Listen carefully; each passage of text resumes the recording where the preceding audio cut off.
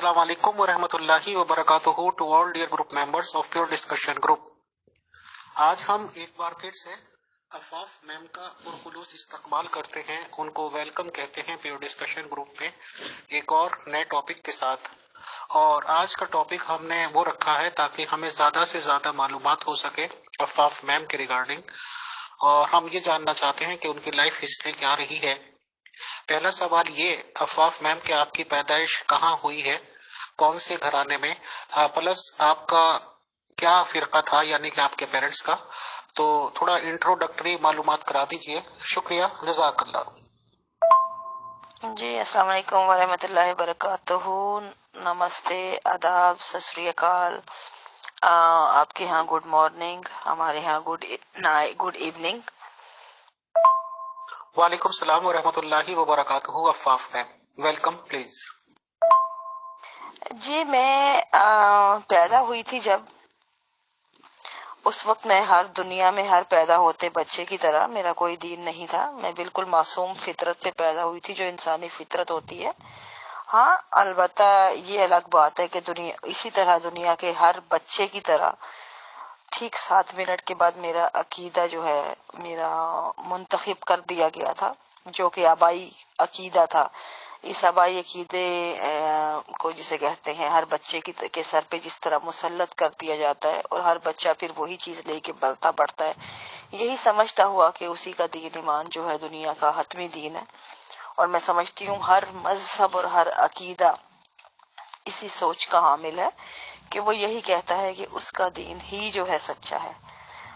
बहरहाल ये एक अलग बहस है कि सच्चा सच और झूठ जो है, इस पे मैं बहस नहीं करती, ना मेरा कोई इरादा है करने का। लेकिन उसी के मुताबिक एक जो दुनिया में रीत चली आ रही है एक जमाने से, उसी रीत के साथ मेरा भी जो है पैदाइश के बाद अकीदा मुंतखब हुआ, जिसे अहमदिया फिरका कहा जाता है।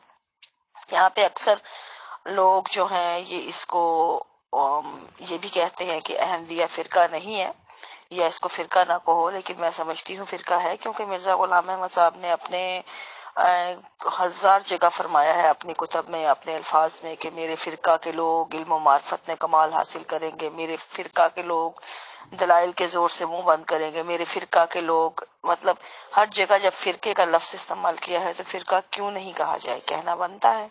जबकि फिरका का मतलब क्या होता है, तफरीक, एक नई तफरीक। इस पे बहस बाद में होगी। तो ये था ताल्लुक मेरा पीछे से बुनियादी तौर पे। अब जब आप पैदा होते हैं उसके बाद वैसे ही जाहिर है जिस घराने में पैदा होते हैं, जब एक बच्चा पैदा होता है, कोई अपने उसे के शंख बजाता है, कोई कानों में अजान देता है, कोई जो है घंटियां बजाता है, तो कोई हर किसी अकीदे का अपना एक उस बच्चे को दुनिया में आए बच्चे को वेलकम करने का तरीका होता है, जो उन्हीं के अकीदे में से रिलेट करता है। तो इसी तरह मेरा भी अकीदा था जो, तो उन लोगों ने जो समझ लें हमें भी अहमदी बनाने की पूरी कोशिश की, जो कि मैं समझती हूँ नेचुरल है कि हर वालिदैन और हर घर वाले जो हैं वो यही चाहते हैं कि उनके घर में पैदा हुआ बच्चा जो है उन्हीं के अकीदे पे हो। ये एक तकाजा है हर अकीदतमंद की सोच का। लेकिन यहाँ पे एक जो बड़ा पहलू है वो जिसको नजरअंदाज कर दिया जाता है, वो ये कि हर बच्चा अगर आपकी सोच के मुताबिक ही पैदा हो या आपकी सोच लेके पैदा हो, तो फिर वो इंसान का बच्चा तो ना कहलाया, वो तो एक फोटोकॉपी हुई ना आपकी। एक आप उसको निकाल रहे हैं और चाह रहे हैं कि आपकी फोटोकॉपियां निकलती चली आए मशीन से, या जिस तरह एक मशीन के अंदर डाई लगाते हैं और उसके बाद आप अपनी जो है उस डाई के मुताबिक अपना मनपसंद सांचा जो है वो आप निकालते उसी में ढालते चले जाते हैं बच्चे को, वो फिर इंसान तो ना हुआ। क्योंकि इंसान की जो एक बुनियादी पहचान है, बुनियादी फर्क जो तफरीक करती है इंसान को दूसरे जानदारों में, वो उसकी शऊर है, उसका अक्ल है, उसकी फिक्र है, उसके पास जो एक जहन की ताकत है। और जहाँ पे जहन की बात आती है तो फिर انفرادیت کی بات جو ہے وہ بنیادی چیز جو ہے انفرادیت قرار پاتی ہے، کیونکہ ذہن جو ہے وہ ہر انسان کا انفرادی ہے. اس میں کہیں نہیں ہوا کبھی کہ جو سوچ میری ہوگی وہی آبائی ہوگی، یا جو میرے والد کی ہے یا میرے گھر والوں کی ہے وہی سوچ میں آگے لے کے چلوں گی. ہر انسان اپنی سوچ رکھتا ہے جو ماحول سے ارد گرد سے اپنے موجود جو حالات اور واقعات ہوتے ہیں ان سے وہ کشید کرتا ہے ان چیزوں کو، اور پھر آگے ان میں سے وہ سوچ جو ہے نمو پاتی ہے ان حالات و واقعات سے. تو ہر انسان کی اپنی نظر ہے، اپنا نقطۂ نظر ہے، اپنی سوچ ہے، سوائے اس کے کہ اس کی سوچ کو بچپن سے ختم کر دیا جائے، ایک مخصوص سانچے میں ڈال دیا جائے جو ہمارے یہاں میجورٹی میں نظر آتا ہے. میں ربوہ میں تعلیم پائی، بنیادی تعلیم، اور ربوہ سے ہی میں جو ہے میں رہی. ہاں جی، اس سے پہلے میرے والدین اور میں جب ایک لیبیا میں کچھ عرصہ گزارا، فیملی کا لیبیا میں رہی، وہاں سے ہم آ کے ربوہ بنیادی تعلیم وہیں سے شروع کی. اور اس کے بعد میں جب ربوہ سے آئی ہوں اسٹوڈنٹ لائف تھی، اور آخری مطلب ایگزام دیا تھا جو وہ بی اے کا تھا پاکستان. وہ ربوہ میں تو ہمارے بیچلر کے جو ایگزام ہوتے ہیں اس میں میرا میجر سبجیکٹ جو تھا وہ فلسفہ تھا. فلسفے میں بی اے کا کر کے تو میں پھر اس کے بعد یہاں پہ سیدھے ٹورنٹو آ گئے تھے. اس کے بعد باقی اسٹڈی جو ہے آگے یہیں پہ جاری کی. یہاں پہ آگے اسٹڈی تو میرے لیے ایسے ہے کہ میں شاید ان لوگوں میں سے ہوں جس نے کبھی اسٹڈی کو میں سمجھتی ہوں کہ کبھی ختم نہیں ہوتی انسان کی زندگی سے. ایک ہوتی ہے اسٹڈی جو آپ کرتے ہیں کسی کام کے تحت یا کسی مجبوری یا ایک لائف کے تحت کرتے ہیں، لیکن تعلیم حاصل. لیکن میں سمجھتی ہوں کہ انسان کو ہر زندگی میں آخری دم تک جو ہے حاصل کرتے رہنا چاہیے کچھ نہ کچھ. میں پریکٹیکلی اس کے اوپر جو ہے نا میں کاربند ہوں. کبھی میں نے پڑھنا نہیں چھوڑا، کبھی علم کا راستہ نہیں چھوڑا. ہمیشہ سے ہر وقت چاہے میرے ہاتھ میں کچھ بھی نہیں ہو لیکن میں مسلسل کچھ نہ کچھ ایک حاصل کرتی رہتی ہوں، پڑھتی. ایون کہ اگر کچھ بھی نہیں ہے، جس طرح کووڈ کے دنوں میں ہمارے یہاں لاک ڈاؤن تھا تو اس میں ایک اپرچونٹی مل گئی کہ یہاں پہ یونیورسٹی جتنی بھی ہیں ان لوگوں نے اپنے کورسز جو ہیں آن لائن کر دیے تھے، اور سب سے بڑی اپرچونٹی تھی آن لائن تھے. اس میں فوراً لے لیا اپنا من پسند کورس اور آگے شروع کر دیا. مطلب یہ ایک ایسا پروسیس ہے کہ یہ زندگی میں آپ کو ایک تو رکھتا ہے، اپڈیٹ رکھتا ہے، اور دوسرا یہ کہ آپ ہر وقت لرننگ پروسیس میں رہتے ہو، نئی سے نئی چیزیں سیکھتے رہتے ہو. تو یہ بھی ایک پارٹ ہے لائف کا جو ایک بڑا حسین ہے، میں سمجھتی ہوں بڑا خوبصورت ہے، جو آپ کو ان چیزوں سے باہر نکالنے کا سبب بنتا ہے. جو آپ کی پرانی سوچیں روایتیں ہوتی ہیں آپ کو نت نئی چیزیں سکھاتا ہے، دنیا کے تجربات دیتا ہے. دیکھیں یہ میری اپنی سوچ ہے جو میں بتا رہی ہوں، ضروری نہیں کہ ہر کوئی اس سے متفق ہو. ہر انسان کی اپنی لائف ہے، اپنی اپرچونٹیز ہیں، اپنی ان کو چیزیں ملتی ہیں. کسی کو وہ اپرچونٹی جو ہے ملتی ہے، کسی کو نہیں ملتی. ہر کسی کے اپنے حالات اور نظریات ہیں. کسی کا ہر کسی کا متفق ہونا ضروری نہیں ہوتا. اور یہی بات جو ہے بتانے کا مقصد یہی ہے کہ ہر انسان انفرادیت کا حامل ہوتا ہے. اور جس طرح میری یہ سوچ ہے میری انفرادی ہے، ضروری نہیں کہ آپ بھی اس سے متفق ہوں یا کوئی اور بھی. ظاہر ہے آپ کی اپنی سوچ ہے. اسی طرح عقیدے کے معاملے میں بھی ہماری اپنی سوچ ہوتی ہے، اس کو جانچنے کے معاملے میں بھی. جب انسان پیدا ہوتا ہے نا تو اس کا آبائی عقیدہ اس کا عقیدہ ضرور کہلاتا ہے، لیکن لائف میں ایک وقت آتا ہے جب انسان اپنے طور اس چیز پہ سوچنا شروع کرتا ہے اور خود پرکھنے لگتا ہے ان تمام واقعات کو، ان تمام چیزوں کو جو اس کو پڑھائی جاتی ہیں، جو اس کو رٹائی جاتی ہیں، کہ اس میں کتنی حقیقت ہے، کتنی چیز اس کو سمجھ آ رہی ہے، کتنی نہیں آ رہی. اور یہ اس کا بنیادی حق ہے. ہم اس کو یہ نہیں کہہ سکتے، لیکن ہمارے ہاں کیونکہ یہ حق جو ہے ایگزسٹ نہیں کرتا تو اس لیے ہمارے ہاں اس حق کا مطلب ہے کہ گمراہی. ہمارے ہاں اس حق کا مطلب ہے اختلاف، اس کا مطلب ہے دشمنی، اس کا مطلب ہے ایک ایسی مطلب ایک مکمل شیطان حاوی ہو رہا ہے. اس طرح کے ہمارے ہاں جو ان کو جواز دیے جاتے ہیں ہر اس سوچ کو جو اپنے طور سوچنا چاہے.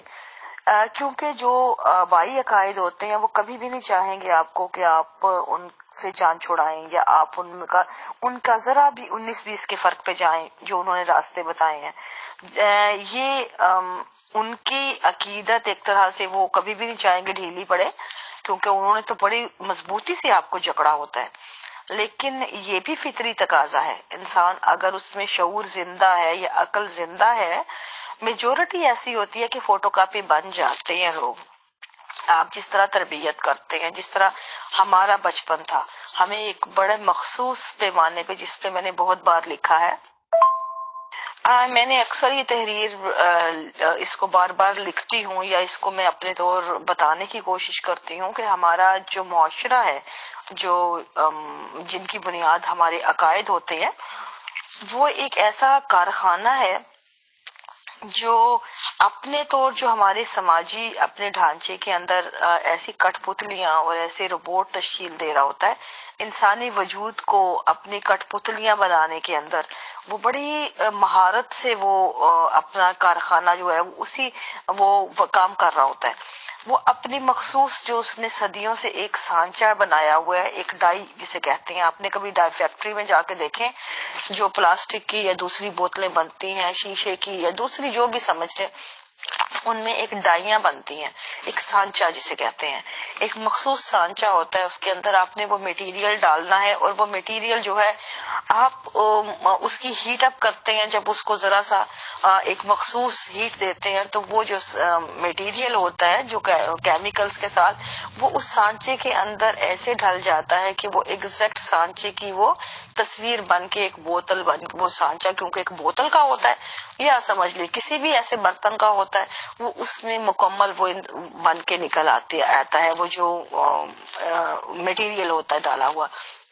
اسی طرح ہمارا جو ہے میٹیریل، جو انسانی میٹیریل پیدا ہوا ہے، لیکن ہمارے جو کارخانے ہیں، سماجی کارخانہ ہے، عقائد کے کارخانے ہیں، انہوں نے ایسی ڈائیاں بنائی ہوئی ہیں جو ہمیں ہماری تربیت ایسے کرتی ہے بچپن سے کہ ہمیں پوری ان کی کوشش ہوتی ہے کہ اپنا ایک مخصوص جو تربیت کا ان کی بوتل ہے یا تربیت کی جو انہوں نے جو بھی بنایا ہوا ہے، اپنا ایک سانچہ ڈھالا ہوا ہے ایک عقیدت مند کا، اس کے مطابق ہمیں ڈھالنے کی وہ ہر ممکن کوشش کرتے ہیں.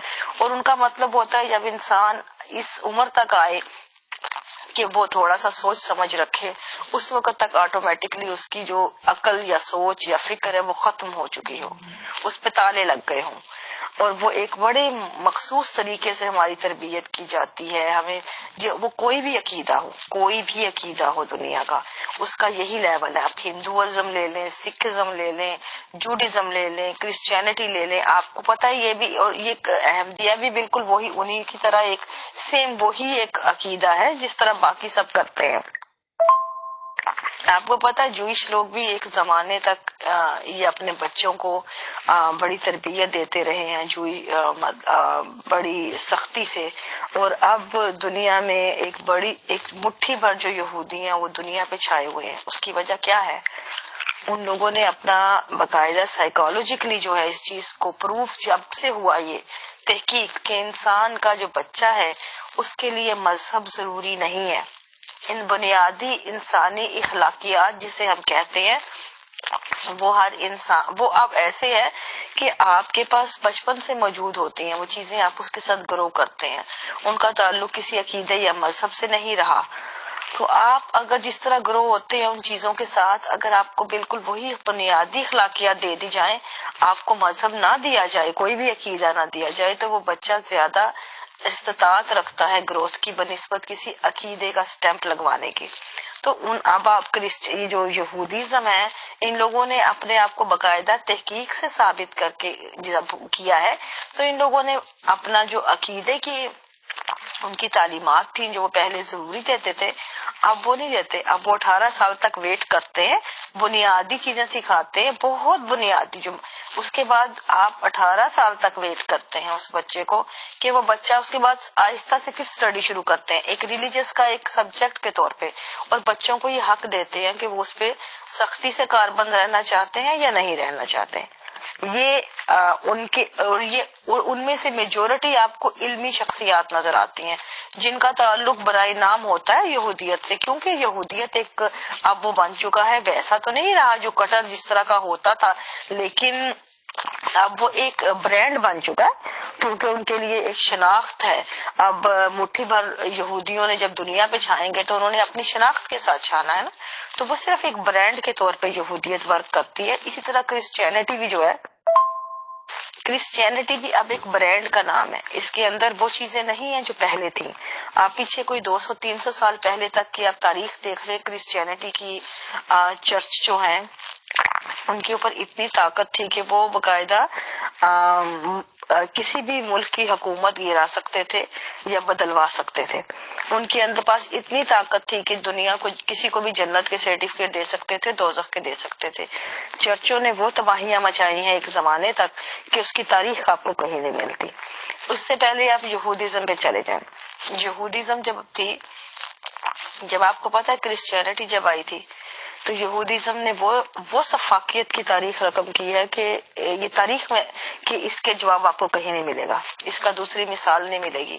ان لوگوں نے جو مسیح پہ ایمان لانے والے تھے ان کو باقاعدہ بڑے بڑے پنجروں میں بھوکے پیاسے رکھا جاتا تھا، اور اس کے بعد جو دوسری طرف جو درندے ہوتے ہیں نا، شیر، چیتے، ان کو بھی بھوکے پیاسے رکھا جاتا تھا کئی دن، اور پھر ان کو بڑے بڑے اسٹیڈیم سجائے جاتے تھے جن میں لوگ جس طرح ہم آج کل میچ دیکھتے ہیں نا کرکٹ کے بیٹھ کے، ریسلنگ کے دیکھتے ہیں، اس طرح وہ لوگ باقاعدہ حیوانیت کا یہ ننگا ناچ دیکھنے کے لیے وہ عقیدت مند بیٹھا کرتے تھے۔ ان کے لیے یہ ان کے عقیدے کی جیت تھی کہ ان لوگوں کو وہ آپ ایسے بڑے مجمع کے اندر لے کے آئیں جو پہلے کچھ بھوکے رکھے گئے ہوں، جو عقیدت مسیحیت پہ ایمان لانے والے، وہ تو ظاہر ہے لاغر اور کمزور ہوں گے جب انہیں بھوکا رکھیں گے۔ وہاں سے آپ نے جو درندے بھوکے رکھے ہیں وہ تو ایک فاقے کے ساتھ، وہ تو ایک بھوک کی شدت سے تڑپ رہے ہوں گے۔ اب دیکھیں دونوں اطراف آپ پھر کھلے چھوڑ دیتے ہیں ان کے سامنے ایک جگہ پہ، اور وہ دیکھتے ہی دیکھتے جو ہوتے تھے بڑے بڑے درندے ان کو چیر پھاڑ کر کے کھا جاتے تھے سامنے، اور وہ چیز باقاعدہ مجمع جو ہے تالیاں پیٹتا تھا اس بات پہ کہ ان کے لیے یہ فخر کا مقام تھا کہ ان کے عقیدے کی جیت تھی۔ یہ تاریخ میں رقم شدہ حقائق ہیں، یہ سنی سنائی باتیں نہیں ہیں، یہ یہودیت کی تاریخ تھی۔ انہوں نے مسیحیت پہ ایسے جو ہے مظالم کیے ہیں۔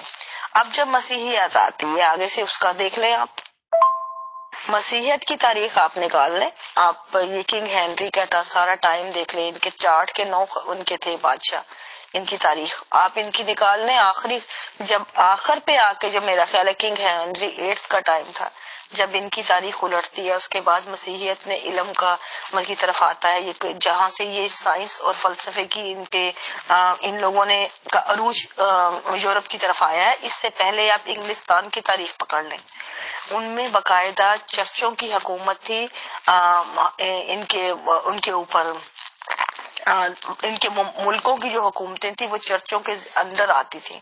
چرچ جو چاہتے تھے سیاہ سفید کر سکتے تھے، کسی کو مار جنت کے سرٹیفکیٹ دیں، کسی کو مار دیں، کسی کو زندہ رکھیں، یہ سب خدا بنے ہوئے تھے چرچ زمین کے اوپر۔ اور اتنی سفاکیت تھی کہ بڑے بڑے تاریخ دانوں کے انہوں نے ہاتھ قلم کر دیے تھے، کسی کو مسیحیت پہ سوال اٹھانے کی اجازت نہیں تھی، کسی کو کچھ بات بھی کرنے کی اجازت نہیں تھی، اختلاف کرنے کی ان سے۔ یہ مسیحیت کی تاریخ ہے۔ اب اس کے بعد آتا ہے ٹائم جب لوگوں میں بغاوت شروع ہوتی ہے، لوگ تنگ آ گئے اس ظلم سے، اس جبر سے، وہ چیخنے لگے، تو انہوں نے پھر بس ایک وقت تو ایسے آتا ہے نا کہ جب آپ ظلم حد سے بڑھ جاتا ہے تو پھر کچھ نہیں رہتا۔ یہ وہ ٹائم تھا جب آپ دیکھیں گے کہ انگلستان میں یہ ٹائم پریس کا ٹائم تھا، جب پبلشڈ پریس آیا ہے نا، یہ چھپنے شروع ہوئی ہیں چیزیں، اس وقت کا یہ ٹائم تھا جب یہ اشاعت کا سلسلہ شروع ہوا ہے، تو ایک دم سے لوگوں میں آگہی پھیلی ہے اور چیزیں آنن فانن جو ہے وہ بدلنی شروع ہوئی ہیں۔ اب اس کے بعد آپ تیسرے پہ آ جائیں، دنیا کا بڑا مذہب کیا ہے تیسرا؟ اب اسلام ہے۔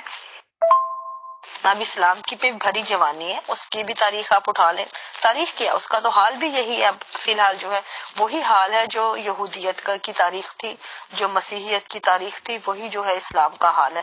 مطلب کہنے کا یہ نہیں ہے میرا کہ میں یہاں پہ کوئی ڈفرنس دکھا رہی ہوں۔ اسلام کا مطلب اوور آل میں تمام عقائد کو کا مطلب مجموعہ کہہ رہی ہوں۔ اس میں آپ کسی بھی عقیدے کو پکڑ لیں، چاہے وہ ختم نبوت ہو، چاہے وہ سنی ہو، چاہے وہ شیعہ ہو، وہابی ہو، دیوبندی ہو، اسماعیلی ہو یا احمدی ہو۔ احمدیوں کو گو کہ وہ نہیں ہے مسلمان مانتے، لیکن وہ ان کے جو بھی فرقہ ان کے عقائد ہیں ان پہ میں بحث نہیں کر رہی، لیکن جو کہتے ہیں میں تو اس پہ بات کر رہی ہوں کہ یہ طریقہ جو ہے آپ کو اوپر سے دیکھنا پڑے گا منظر۔ اگر آپ نے تصویر پوری دیکھنی ہوتی ہے ہمیشہ کسی چیز کی، تو آپ کو منظر اپنے قدموں کو سطح سے اوپر اٹھانا پڑتا ہے، تو آپ کو پوری تصویر صحیح نظر آتی ہے۔ اگر آپ اسی زمین پہ کھڑے رہیں گے جہاں پہ وہ ہے، تو ہمیشہ آپ بہت سی چیزیں جو ہے مس کر جائیں گے۔ جیسے جیسے آپ اوپر اٹھتے جاتے ہیں سطح زمین سے، آپ کے جو منظر ہے آپ کا مزید کلیئر ہوتا ہے، وہ سکڑتا ہے، آپ کی آنکھوں کی جو وسعت ہے وہ بڑھتی ہے، تو وہ منظر آپ کی آنکھوں میں سماتا جاتا ہے۔ سیم یہی جو اصول ہے ان چیزوں کا ہے۔ اگر ہم ایک فرقے کو پکڑ کے کہیں گے کہ یہی فرقہ جو ہے اس کا مطلب اسی کا پورا مجموعہ ہے، نہیں، بلکہ میں سمجھتی ہوں ہر فرقے کے اندر یہ چیزیں موجود ہیں۔ لیکن ہم کیوں بولتے ہیں ایک فرقے پہ؟ اس لیے کہ ایک فرقے کے اندر کچھ وہ چیزیں ہیں جہاں پہ ایک طرف تو آپ لوگ ناجائز مظلومیت کا لبادہ اڑا ہوتا ہے کہ آپ مظلوم ہیں، مظلوم ہیں، دوسری طرف سے آپ کے اندر بھی میں نے اس پہ بے شمار دفعہ لکھا ہے کہ ہمارے اندر ہر جو مظلوم ہے اس کی آپ کھال اتار کے دیکھو تو وہ اندر سے بھیڑیا نکلے گا۔ ہر مظلوم جو ہے ہمارے ہاں وہ آپ کو تب تک مظلوم نظر آتا ہے جب تک ظلم اس پہ ہوتا ہے۔ جب وہی ظلم کسی دوسرے پہ ہو رہا ہوتا ہے تو وہ ظالم کا ہم نوا ہو جاتا ہے، وہ سب سے بڑھ کے ظلم کرتا ہے، کیونکہ مظلوم بذات خود ظالم ہوتا ہے، اپنی حدود میں آتا ہی وہ ظالم بن جاتا ہے۔ ہمارے ہاں ظلم کی تعریف ہی یہ ہے کہ ظلم وہی ہے جو میری ذات پہ ہو، جو آپ پہ ہوگا وہ میرے لیے ظلم نہیں ہے، جو دوسرے پہ ہوگا وہ اس کو کوئی بھی ظلم نہیں سمجھے گا۔ ظلم کی تعریف صرف یہ ہے کہ یہ مجھ پہ ہونا چاہیے۔ تو یہ جو میں اس کی مخالفت کرتی ہوں کہ یہ جو تعریف ہے یہ غلط ہے، یہ تعریف جو مفہوم ہمارے ہاں رائج ہے اس کو بدلنا ہے، کیونکہ ظلم وہ ہے جو کسی پر بھی ہو، کسی بھی ذات پہ ہو، چاہے زندہ وجود پہ ہو چاہے وہ جانور پہ بھی ہو، وہ ظلم ہے۔ ظلم ہے چاہے خواہ کسی پہ بھی ہو، تو اسی طرح بولا جانا چاہیے، اسی طرح چیخنا چاہیے، اسی طرح آواز اٹھنی چاہیے تاکہ احساس سلامت رہے۔ تو ہمارے ہاں یہ جو مظالم کا سلسلہ ہے، گو کہ ایک طرف سے بیرونی دنیا ہمارے اوپر بہت اقلیت کر کے ایک مظالم کا آپ کو جو نظر آتے ہیں بڑے مارکیٹنگ لیول میں کہوں گی، کیونکہ اس میں سے اکثر مظالم جو ہوتے ہیں وہ ویسے نہیں ہوتے جو اصل میں مظالم جنہیں کہا جائے، وہ ان کی بہت سی دوسری وجوہات پرسنل بھی ہوتی ہیں، دوسری بھی ہوتی ہیں سوسائٹی کی، لیکن وہ کیونکہ عقیدہ ایک وہ آ چکا ہوا ہے دنیا کی نظر میں، تو وہ ہر چیز اس کے کھاتے میں جاتی ہے۔ لیکن ان میں میجورٹی میں نے جو وہاں رہتے ہوئے وہاں پل بڑھ کے دیکھی ہے، ان میں میجورٹی ایسی دیکھی ہے کہ ان میں بہت سی چیزیں ایسی پائی جاتی ہیں جو ہمارے اپنے وجہ سے ہیں۔ جس طرح دیکھیں کہ مجھے یاد ہے کہ ہم چھوٹے تھے تو ہمیں دعائیں پڑھائی جاتی تھیں، اس وقت چھوٹی چھوٹی بچوں کو جو دعائیں رٹائی جاتی ہیں نا، تو ان میں ایک دعا تھی کہ اللہم مزقہم، ایسے کر کے تھی، مجھے دعا پوری اب ذہن میں نہیں آ رہی۔ وہ مرزا طاہر احمد صاحب نے باقاعدہ وہ دعا خاص طور پہ توجہ دلائی تھی جماعت کو، اور اس کے باقاعدہ پمفلٹ بن کے آئے تھے ہر گھر میں کہ وہ اپنے اپنے گھروں میں وہ دعا لگائیں، اور باقاعدہ دن میں جتنی آپ دعا وہ کر سکتے ہیں کریں۔ اور اس دعا کا اردو میں مفہوم یہ تھا کہ اے اللہ ان کو پارا پارا کر دے، ان کو ریزہ ریزہ کر دے، اور ان کو پیس کر رکھ دے۔ وہ کس کے لیے تھی دعا؟ وہ تمام تر نان احمدیز کے لیے، جو بھی جماعت کے وہاں پہ تھے جن کو ہم مخالفین کہتے ہیں، مخالفین احمدیت کے لیے، ان کے لیے یہ دعا تھی کہ اللہ میاں ان کو ریزہ ریزہ کر دے، پیس کر رکھ دے، ان کو پارا پارا کر دے، ان کی خاک اڑا دے۔ یہ الفاظ تھے، مجھے اردو میں الفاظ اس لیے یاد رہ گئے کہ ہم نے بہت بار اس کو پڑھتے تھے، کیونکہ بچپن تھا، عربی ہمارے لیے وہ ایسی ہوتی تھی کہ مطلب ایک عربی میں بھی مجھے یاد تھی، لیکن ہمیں اردو کے الفاظ مجھے زیادہ یاد رہ گئے اس کے۔ اب دیکھیں مجھے ابھی تک وہ الفاظ کیوں نہیں گئے، کیونکہ وہ ایک زبان اپنی ہوتی ہے، مادری زبان، اور وہ الفاظ آپ کے ذہن سے سٹک ہو جاتے ہیں۔ آج وہ چیزیں یاد آتی ہیں تو میرے ذہن میں سب سے بڑا سوال اٹھتا ہے، کیا مخالفین کا سے جیت کا صرف یہی حل ہے کہ ان کو ریزہ ریزہ کر دیا جائے، ان کو پارا پارا کر دیا جائے، ان کو پیس کر رکھ دیا جائے؟ صرف یہی حل ہے؟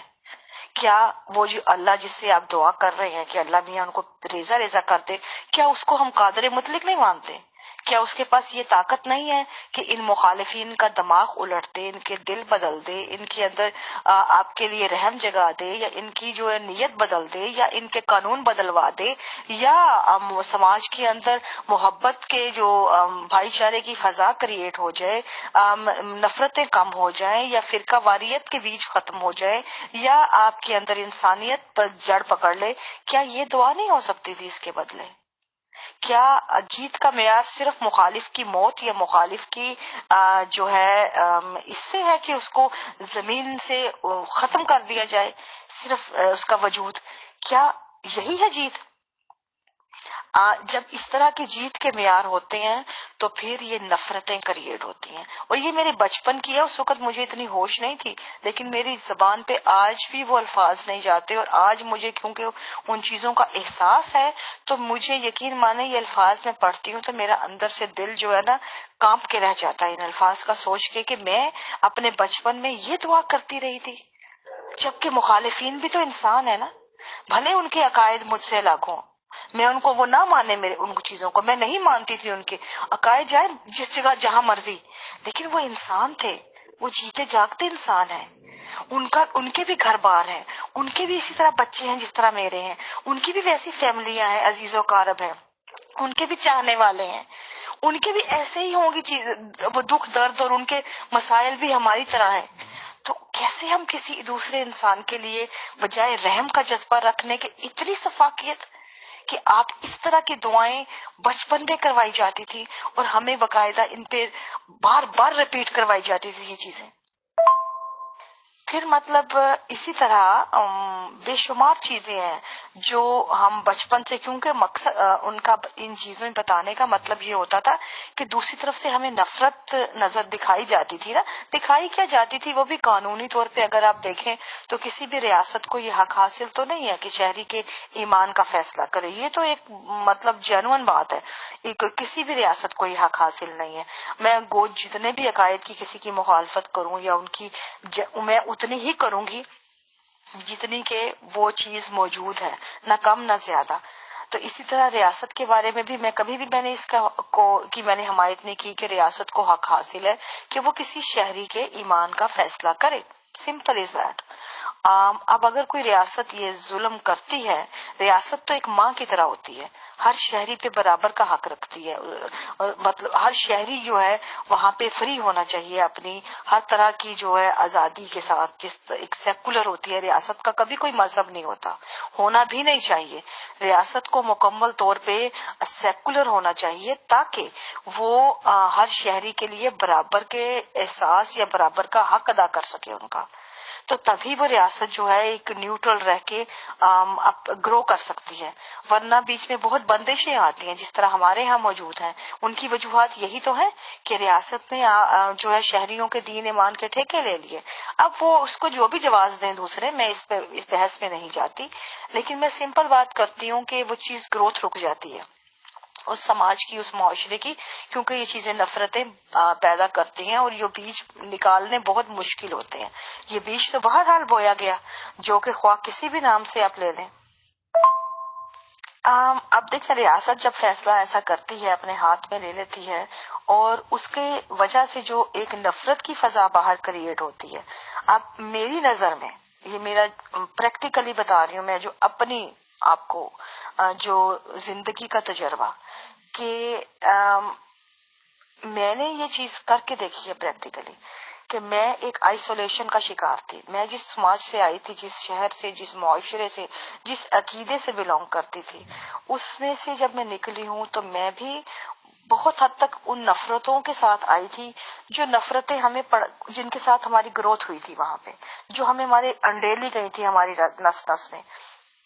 لیکن جب میں باہر آئی، لوگوں سے ملنا شروع کیا، لوگوں کو دیکھنا شروع کیا اور اپنا ایک نیوٹرل ہو کے آہستہ آہستہ ایک نکلنا شروع کیا اپنی چیزوں سے، تو مجھے یہ چیز ریئلائز ہوئی کہ نہیں، ان میں بہت حد تک قصور ہمارا ہے. کیونکہ ہم جب دیکھیں، نفرت کا ایک اصول ہے. نفرت جو ہے، آپ نے کبھی دیکھا ہے جانور، کوئی بھی جانور ہو، کتا ہو یا ایون سانپ، زہریلے سے زہریلا جانور جو ہوتا ہے نا، وہ کیوں حملہ آور ہوتا ہے؟ کبھی آپ نے یہ بات سوچی ہے؟ یا اس کی نفسیات کیا ہے؟ ہر جاندار کی نفسیات یہ ہے کہ وہ دوسرے پہ تبھی حملہ آور ہوتا ہے جب اس کو خود کا خوف ہوتا ہے، اپنی بقا کا، اپنے تحفظ کا، تب وہ دوسرے پہ حملہ آور ہوتا ہے. اگر اس کو یہ خوف نہ ہو تو وہ کبھی آپ کا حملہ آور نہیں آپ پہ ہوگا. ایون کہ جو سانپ بھی ہے، وہ تبھی ڈستا ہے کہ جب اس کو آپ سے خوف ہوگا کہ آپ اس پہ حملہ کریں گے. وہ پہلے کر دیتا ہے خود کو بچانے کے لیے. اسی طرح کتا اگر آپ پہ پڑتا ہے یا کاٹتا ہے یا کوئی بھی جانور، تو بات کرنے کی یہ ہے کہ یہ ایک تحفظ کا فطرت نے ان کو دیا ہے کہ اپنی تحفظ کے لیے جہاں سے اسے فیئر ہوگا، جہاں سے اسے خوف ہوگا، تو وہ فوراً اٹیک کرے گا. تو اس کا کیا فارمولا ہے؟ دوسرا نیچرلی اس کا کیا فارمولا ہے کہ آپ دوسرے کے لیے بے ضرر ہو جائیں.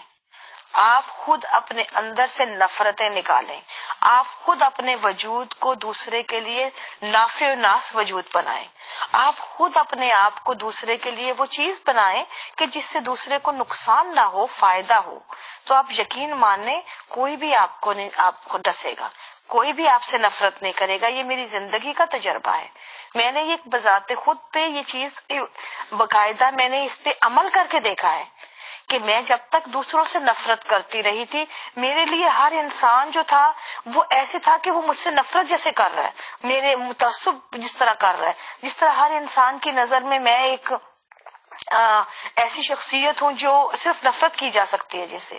لیکن جس دن میں نے اپنی ذات کے اندر سے وہ نفرتیں نکالی، جس دن میں نے احساس کیا اس چیز کا کہ یہ چیز میری شایان شان نہیں ہے، یہ نفرت، میں ایک انسان ہوں اور میں دوسرے انسان کا دکھ درد بانٹنا چاہتی ہوں. جب میں نے اپنے اندر سے وہ چیزیں نکالنے شروع کی، خود کو بے ضرر کرنا شروع کیا، تو آٹومیٹکلی جو آپ دیکھیں گے کہ ایسے ماحول کریٹ ہونے لگا کہ مجھے بھی آج تک اس کے بعد محسوس نہیں ہوا کہ کہیں نفرت کا وجود میرے لیے پایا جاتا ہے.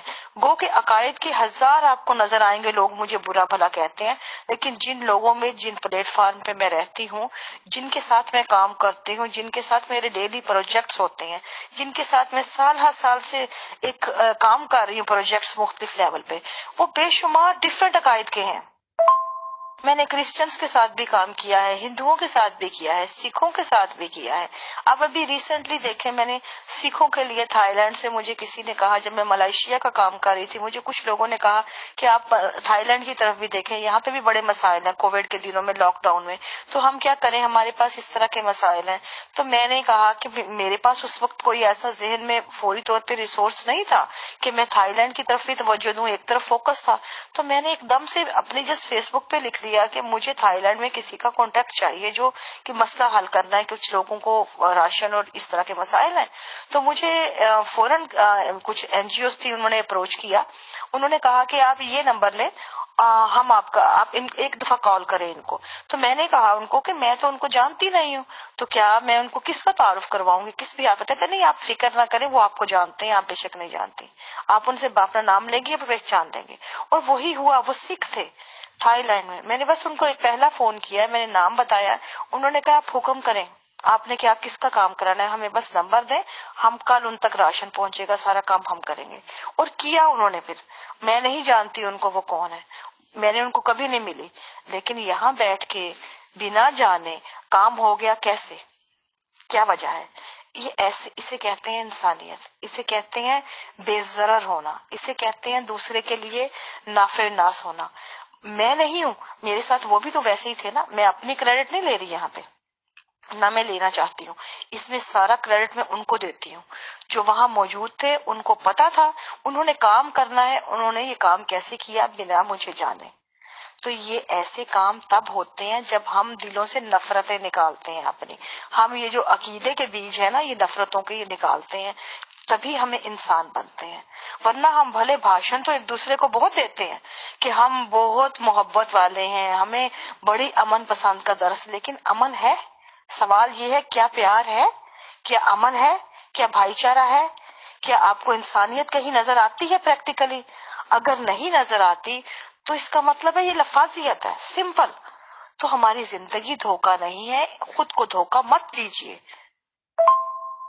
تو سمپل بات یہ ہے کہ اگر جانور بھی آپ سے تبھی, اب دیکھیں اب سٹیو کروکوڈائل ہنٹر تھا آسٹریلیا کا, اس نے یہ مگر مچھوں کو پکڑنے پہ اتنا بڑا کام کیا ہے, مگر مچھوں کی نفسیات سمجھنے پہ, ان کو مطلب ایک دنیا کا اتنا بڑا جو کیا کہتے ہیں درندہ, اس کا مطلب جو انسان کو پورے کے پورے کو نگل جائے, اس کو باقاعدہ اس نے پکڑا. اس نے امریکہ میں, آسٹریلیا میں بڑے بڑے اس کے بنائے, زو بنائے جس میں مگر بچوں کو لا کے رکھا, اور اس کو مگر بچوں کی سے دوستی کرنے میں بڑا اس کو کمال حاصل تھا. کیسے؟ اور اس کی آپ اگر ڈاکومنٹریز دیکھیں سنیں, وہ کہتا یہ تھا, وہ بنیادی بات یہ کرتا تھا کہ جانور جو ہے وہ ہمیشہ, کوئی بھی جاندار جو ہے وہ ہمیشہ جو ہے اگر آپ پہ اٹیک کرتا ہے اس لیے کہ اس کو آپ سے خوف ہوتا ہے. آپ اگر خود کو ان کے لیے مطلب بے ضرر کر لیں تو وہ بے خوف ہو جائے گا. انسان اور ایک جانور کے درمیان جو بڑا خوبصورت پل تعمیر کر چکی ہے آج کی نفسیات, وہ یہی ہے کہ آپ اگر بے ضرر ہوتے ہیں تو جاندار کوئی بھی دنیا کا دوسرا جانور جو ہے, چاہے درندہ ہے, وہ بھی آپ کے ساتھ جو ہے وہ ایسے رہتا ہے جس طرح ایک اس کا تعلق بن جاتا ہے آپ کے ساتھ. تو باقی تو پھر انسان ہے, باقی تو پھر آپ کے سیم ہے. دیکھیں آپ کا رنگ نسل کیا ہے, آپ کی سرحد کیا ہے, آپ کا مذہب عقیدہ کیا ہے, اس سے میرا کیا لینا دینا. میرے لیے کیا یہ کافی نہیں ہے کہ آپ انسان ہیں, آپ اسی طرح سانس لیتے ہیں جس طرح میں لے رہی ہوں, آپ اسی طرح دکھ درد رکھتے ہیں اپنے مسائل میں جس طرح میرے لیے ہوتا ہے, آپ کے اسی طرح آنسو بہتے ہیں غم میں جس طرح میرے بہتے ہیں, آپ کے لیے وہی خوشی ہوتی ہے, خوشی میں آپ کے ویسے ہی آپ خوش ہوتے ہیں جیسے میں ہوتی ہوں, آپ کے بلڈ کا کلر بھی وہی ہے جو میرا ہے. کیا یہ کافی نہیں ہے میرے لیے سمجھنے کے لیے کہ اگر تکلیف آپ کو ہوگی تو اتنا ہی درد آپ کو ہوگا جتنا مجھے تکلیف لگنے پہ مجھے ہوتا ہے؟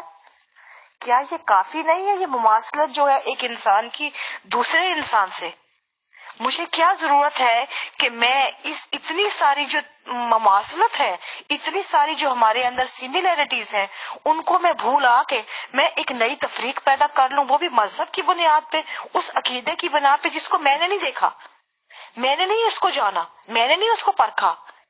میں نے سالہ سال سے ایک چیز سیکھی ہے, سنی آتی ہے, میں نے دیکھا جو بھی مقدس نام ہو آپ اس کو بھلے جو مرضی نام دیں, لیکن میں اس زمانے میں نہیں تھی, سیدھی سی بات ہے. میں نے کہانیاں سنی ہیں, کتابوں میں پڑھی ہیں, وہ یقین مجھ تک آئے ہیں اور مجھ پہ وہ ان کو باقاعدہ مسلط کیا گیا ہے, لیکن میں نے بذات خود اپنی آنکھوں سے نہ دیکھا ہے, نہ میں نے ان کو پریکٹیکلی جانچا ہے. اگر میں آپ کو یہ کہوں کہ آج مجھے کوئی کہے کہ مقدس کہانیاں جو پیچھے 1500 سال سے یا اس سے پہلے کی کہانیاں ہزاروں سال کی ہیں ان پہ میں یقین کروں اور میں کہوں کہ وہ انسانیت کے درس تھے, تو میں تو نہیں مانوں گی, کیونکہ پریکٹیکلی مجھے ان میں سے کوئی بھی درس پریکٹیکل فیلڈ میں نظر نہیں آتا. اور اگر آج مجھے کوئی کہتا ہے کہ تمہیں دنیا میں کون سی مثال ایسی نظر آتی ہے جو انسانیت کی یا انسانیت سے محبت کی ہے, یا جو نظر آتی ہے جس میں امن کا درس ہے, تو میں آنکھیں بند کر کے کہوں گی عبد الستار ایدھی کی, میں آنکھیں بند کر کے کہوں گی مدر ٹریسا کی, میں آنکھیں بند کر کے کہوں گی رتھ فاؤ کی. کیوں؟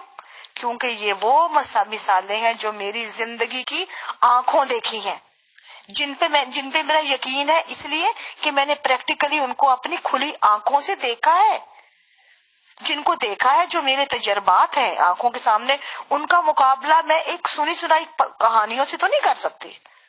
اگر آگے آپ کے ایمان ہے, جو ایمان رکھ والے ہیں سو بسم اللہ اپنا ایمان رکھیں, لیکن میرا تو کم سے کم یہ ایسا ایمان کوئی نہیں ہے. میں تو اپنی آنکھیں جو مجھے خود فطرت نے دی ہیں, اپنی عقل جو اس نے دی ہے, جو میرے تمام حواس ہیں, جو مجھے ملے ہیں نعمت کی طرح، میں ان پہ زیادہ یقین رکھتی ہوں کہ ان کے استعمال سے جانچوں کہ کسی انسان کو کیسے پرکھا جاتا ہے، اور اس پرکھ کے اوپر میں اپنا ایمان ڈیولپ کروں، اور اسی کے مطابق میرا یہ ایمان ہے کہ مجھے اگر آج کہے کہ کوئی پیغمبر انسانیت کون ہے تو میں ایدھی کو کہوں گی، میں مدر ٹریسا یا رتفاؤ کو کہوں گی. سیدھی سی بات ہے، کیونکہ ان کو میں نے دیکھا ہے نا، میں سنی سنائی باتیں تو نہیں کر رہی. اور آپ بھی یہی احادیث پڑھتے ہیں کہ جو آنکھوں دیکھی ہے وہ سنی سنائی کے برابر نہیں ہے نا. تو اس کے مطابق تو یہ حدیث کے مطابق تو میں نے بات کر دی آپ کی پوری، کہ وہ سنی سنائی باتیں تھیں اور یہ میری آنکھوں دیکھی ہے. عفاف میم، ہمارے یہاں خاص طور سے ربوہ کی بھی بہت زیادہ لیڈیز ممبرس ہیں. وقتاً فوقتاً کبھی کبھی اویلیبلٹی آف ٹائم پر ان سے پرسنل میں بھی بات چیت ہوتی رہتی ہے. کل ملا کے جو میں نے میکسیمم باتیں سنی ہیں، یا ایک چیز مجھے لگا ہے کہ میکسیمم لوگ اس بات کو مانتے ہیں کہ ربوہ میں یعنی کہ احمدی جماعت نظام کی جو لیڈیز ہیں، یا یہ کہہ لیجیے جو ہمارے یہاں ہیں، ان کا کہنا یہ ہے، جو آپ نے اپنی باتوں سے پروو بھی کر دیا، کہ اور کمیونٹیز کی تو بات چھوڑ دیجئے، ہندو سکھ وغیرہ وہ تو شاید وہاں پہ کم ہوں گے، یا مسیحی جو بھی کچھ معاملات ہوں گے، بٹ یہ جو کامن مسلمان ہیں یعنی کہ نان احمدیز لوگ، ان کے ریگارڈنگ تو بچپن سے ہی یہ بات ڈال دی جاتی ہے کہ ان لوگوں سے تم بات نہیں کرنی، ملنا نہیں، دس اینڈ دیٹ، اور ایک عجیب سا تعصب کا ماحول بنا دیا جاتا ہے، جو کہ آپ نے کنفرم بھی کیا اپنی آڈیوز میں. تو آج ماشاءاللہ آپ اتنے بڑے لیول پہ کام کر رہی ہیں، دوسرے کنٹری میں جا کے بس گئی ہیں، وہاں پہ رہ رہی ہیں، تو جب آپ اس واقعے کو یاد کرتی ہیں کہ آپ لوگوں کی پرورش اس طرح سے کی جاتی ہے کہ مسلمانوں ہی سے نہیں ملنا، اور میرے خیال سے آج تو آپ ڈفرینٹ کلچر، ڈفرینٹ ریلیجن کے لوگوں سے بھی وابستگی آپ کی ہے، تو آپ کو کیسا محسوس ہوتا ہے اور کیا لگتا ہے کہ وہ زندگی یعنی کہ جو ربوہ میں جینے کو مجبور ہیں لوگ، خاص طور سے احمدیز کے، انہیں مسلمز کے بارے میں بھی اس طرح کی باتیں ہیں، کتنے سال پہلے آپ سوچتی ہیں کہ 1000 سال، 500 سال، 100 200 سال کی پہلے کی زندگی وہ جی رہے ہیں؟ اس ریگارڈنگ آپ کے کمنٹس میم پلیز بتائیں، شکریہ. جی امیر فیصل صاحب، بالکل آپ کی بات درست ہے کہ یہ باتیں ایسے ہیں کہ یہ باقاعدہ ہماری تربیت کا حصہ ہیں. جس طرح لڑکیاں جو ہیں وہ خواتین، لڑکیاں جو ہیں نان احمدی سے بات بھی نہیں کریں گی، شادی کرنا منع ہے ان کا، حالانکہ لڑکے کر لیتے ہیں. پھر آپ باہر آ جائیں تو کسی سے بات بھی نہیں کریں گی. بات بھی کرنا، اور ایون کہ نان احمدیز تو ہمارے لیے ایسے ہوتے تھے کہ جس طرح دنیا کی کوئی دوسری دنیا کی مخلوق ہے.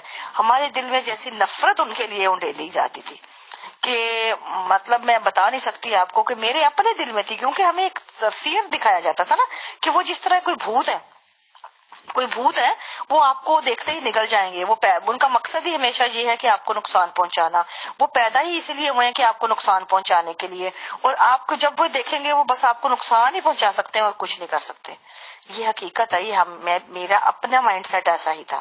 میں جب سے ربوہ سے آئی تھی میرا اپنا بھی یہی ذہن تھا، کیونکہ میں پیدا اس ماحول میں ہوئی تھی.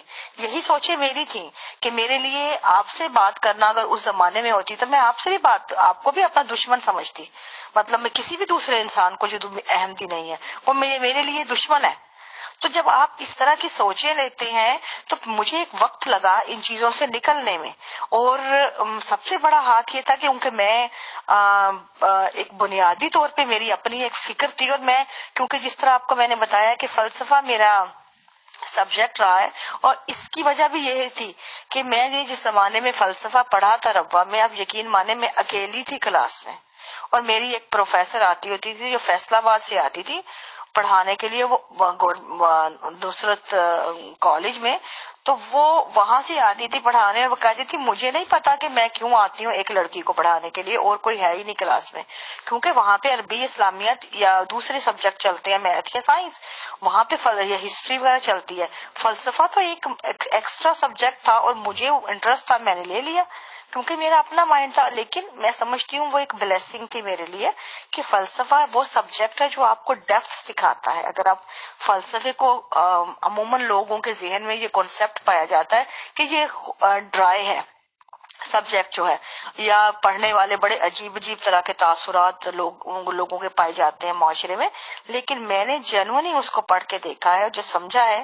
اور میں آپ کو بتاؤں کہ میں نے اس زمانے میں چیزوں کی کو گہرائی سے دیکھنے کا جو میں نے نظریہ تھا وہ اس سے سیکھا تھا کہ ہر چیز کی گہرائی میں جا کے دیکھو، کبھی آپ کو سطحی نہیں ہوئی چیزیں دیکھو، جو آپ کو نظر آ رہی ہیں آپ اس پہ یقین مت کرو، آپ اپنی نظر سے پرکھو اور اس کی ڈیپتھ میں جاؤ اور وہ چیز نکالو جو نظر نہیں آ رہی، اس کو پوری طرح سمجھنے کی کوشش کرو، معاملات کو، بنیادوں کو سمجھو تاکہ آپ ان کے حل تلاش کر سکو۔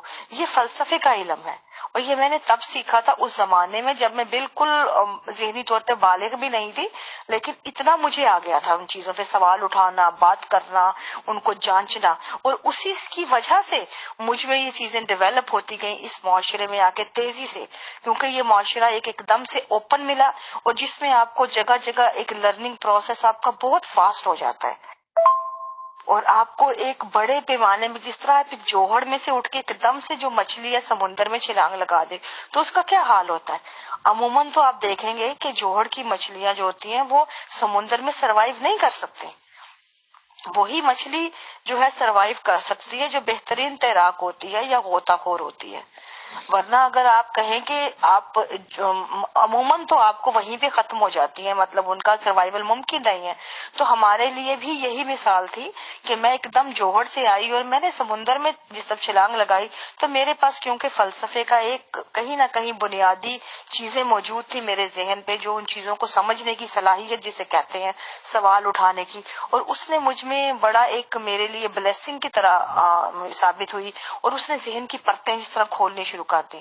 میں کوئی بھی چیز دیکھتی تھی، سوچتی تھی، جہاں مجھے لگتا تھا نہیں یہ میں مطلب یہ میرے لیے رائٹ نہیں ہے، میں اس کو فوراً انڈو کرتی تھی اور خود کو ریموو کرتی تھی۔ اور یقین مانے میں نے اس کے اوپر باقاعدہ بہت بار لکھا ہے کہ اگر مجھے کوئی پہلے سے جانے، میں نے اگر آپ میری پہلی کتاب پڑھ لیں جو میں نے لکھی تھی، خیال جو ہرز جاں ہوئے، اچھا وہ میرے ان مضامین کا مجموعہ ہے جو میں نے لکھنے شروع کیے تھے اس ایج میں جب میں بالکل بگنر تھی رائٹرز کے طور پہ۔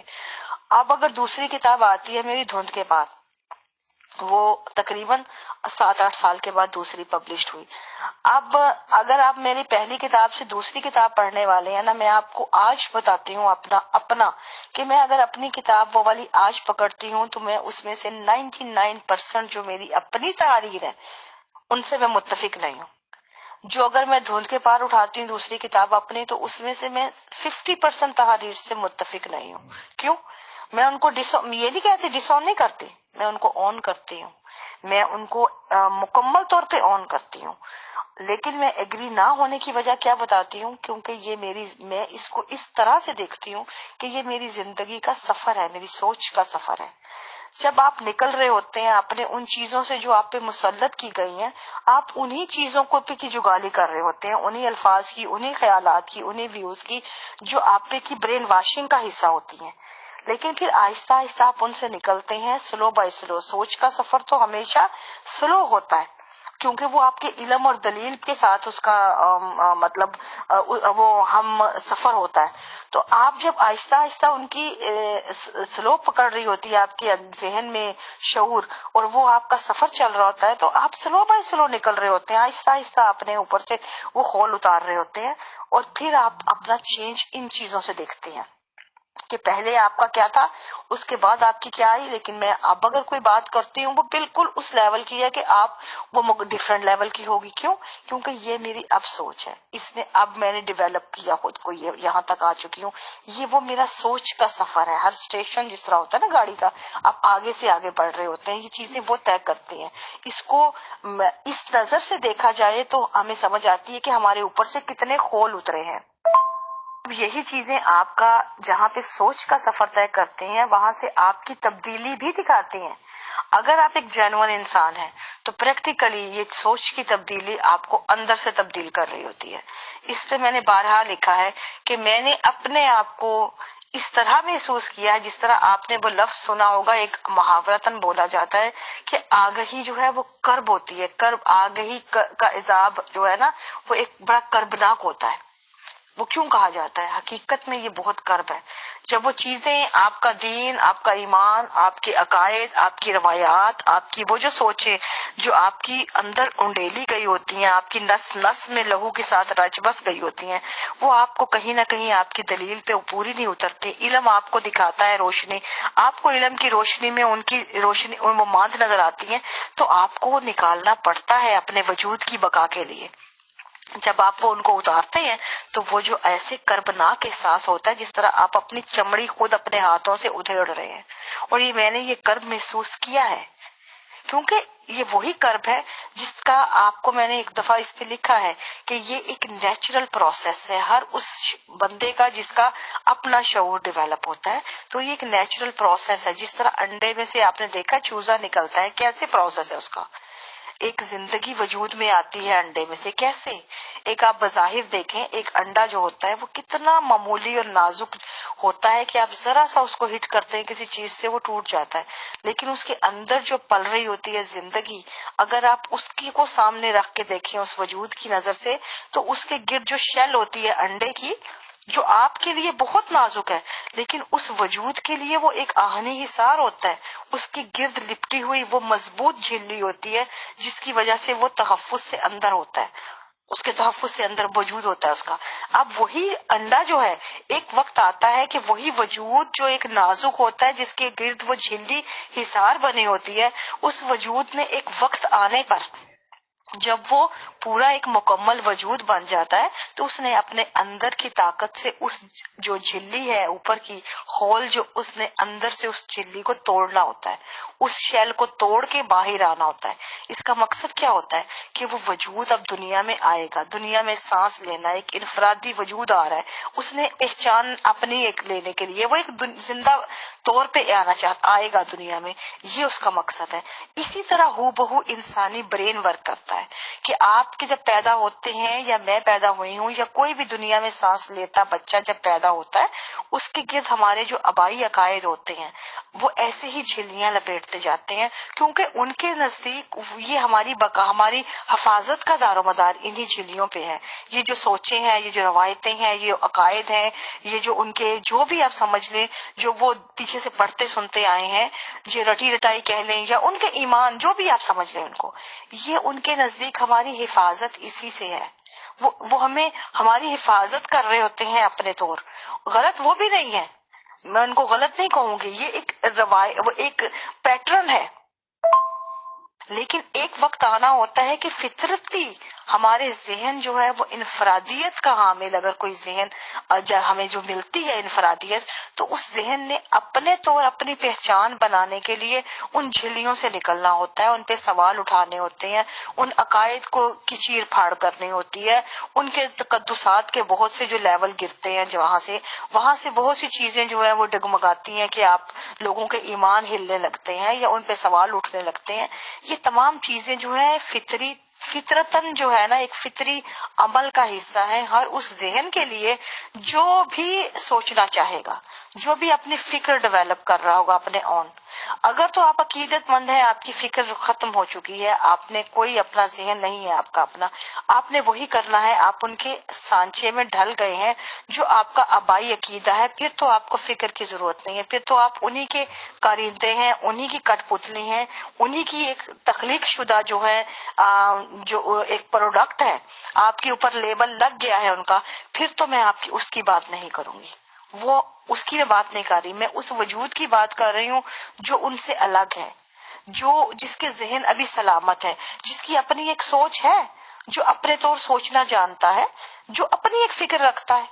تو بھئی اس کے لیے تو پھر یہی ایک پروسیس ہے کہ وہ اس جھلی سے نکلے گا، ان جھلیوں کو تہ بتہ اتارے گا، اور اس کو اذیت بھی ہوگی، لیکن اس کی بقا کا یہی طریقہ ہے، یہی ایک نیچرل پروسیس ہے.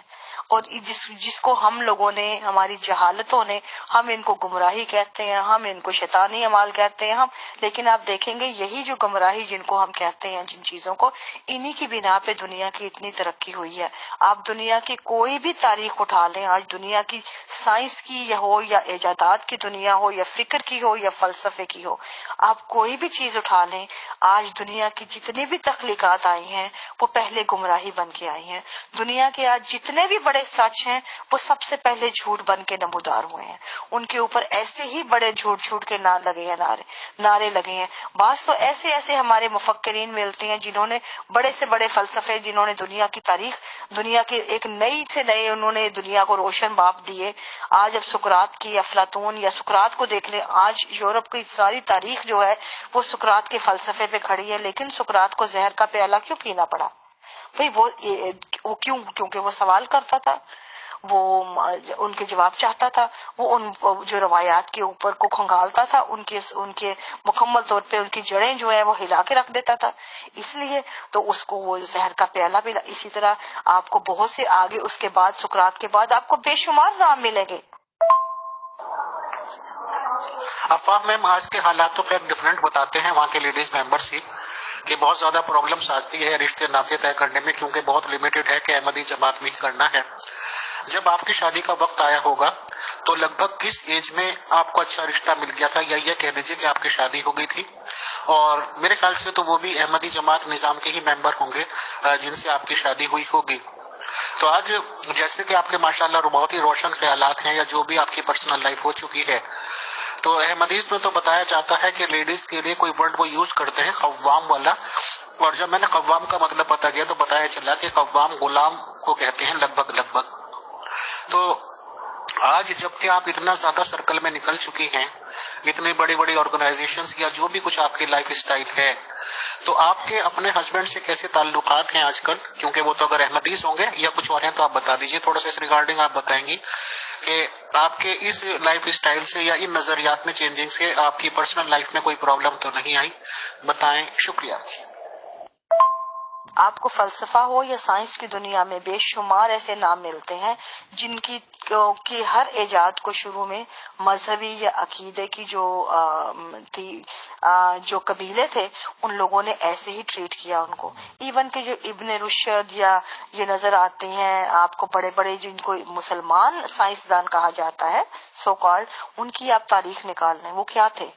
مسلمان سائنسدانوں کی تاریخ بھی یہی تھی کہ ان کو ان کے جو عقائد تھے، اس مسلمانوں نے ان کو باقاعدہ جوتے صاف کرنے کی سزا دی مساجد میں، ان کے منہ کالے کر کیے گئے، گدھوں پہ بٹھا کے ان کی لائبریریاں جلا دی. ان کو یہودیوں کے ہسپانیہ میں آ کے انہوں نے لائبریریاں فراہم کی، ان کو ایجادات کرنے کے مواقع دیے. وہ سائنسدان بن گئے تو وہ اسلام کی، کیونکہ ان کے نام مسلمان تھے. ورنہ اگر آپ انہی کی جو تعلیمات پڑھیں آپ کو ایک بھی اسلام سے کے نہیں نظر آتی، بلکہ اسلام مخالف نظر آتی ہے سو کالڈ. میں اسلام مخالف نہیں کہوں گی، میں ان کی نظر سے اسلام مخالف کہوں گی کہ جو عقیدت مند کی نظر سے ہے. میری نظر میں تو فکر ہے، وہ میری نظر میں تو مخالفت کا کوئی جواز نہیں ہے، ان کی اپنی سوچ ہے. تو میں یہ بتانا چاہ رہی ہوں. خیر بات کہیں کی کہیں نکل آئی. اگر اور سوال ہو تو آپ کیجئے جتنے بھی ہیں. امیر فیصل صاحب، یہ جو معاملات ہیں جو ذاتی قسم کا سوال ہے، اول تو میں ان کو الاؤڈ نہیں کرتی ہوتی، لیکن میں آپ کو جنرلی اتنا بتا سکتی ہوں کہ میں جس طرح باقی انسان ہے میں بھی انسان ہوں، میں کوئی آسمان سے اتری ہوئی مخلوق نہیں ہوں. میں بھی اسی معاشرے اور اسی سوسائٹی کا حصہ ہوں، اور میری بھی وہی سفرنگ ہے جو کسی بھی دوسری عورت کی ہے. میں ان سے بالا تر نہیں ہوں، اور میں کوئی ایسا وجود نہیں ہوں. ٹھیک ہے میری اپنی سوچ ہے، اپنی فکر ہے، یا اپنی ایک سٹرگل ہے جس کی بنا پہ میں آپ کو جو کرتی نظر آتی ہوں، میری سٹرگل ہے. لیکن اس سٹرگل کے پیچھے بہت پین ہے، بہت سفرنگ ہے، اور یہ سفرنگ انہی عقائد سے اور انہی روایات سے نکلتی ہے. جس طرح آپ نے قوام کہا، بالکل ایسا ہی ہے. قوام کا مطلب غلام ہے، اور ہم غلام ہیں. جب تک ہمیں ہوش نہیں آتی، مجھے ہوش بھی نہیں تھی جب مطلب ہوش کیا کہ اول تو لڑکیوں کے معاملات تو ایسے ہوتے ہیں کہ ان کو ارینج میرجز ہی چلتی ہیں. اب ظاہر ہے آپ کے گھر والے جب آپ کا کر دیتے ہیں تو آپ کو ایک بینگ اے گرل آپ کیا کریں گے. مطلب ہمارے یہاں تو آج بھی وہی طریقہ ہے، اور آج سے جب کی میری بات ہے اس وقت تو بالکل ہی مطلب ایک احمدی ہو کے پھر نکلنا ان کے لیے یہ بھی ایک ہوتا تھا. پاکستان سے آنے سے پہلے ہی ارینج تو اسے کہتے ہیں رشتہ کر دیا گیا تھا میرا، آنے سے پہلے ہی، جو کہ اس وقت میری ابھی اسٹوڈنٹ لائف تھی تو طے ہو چکا تھا.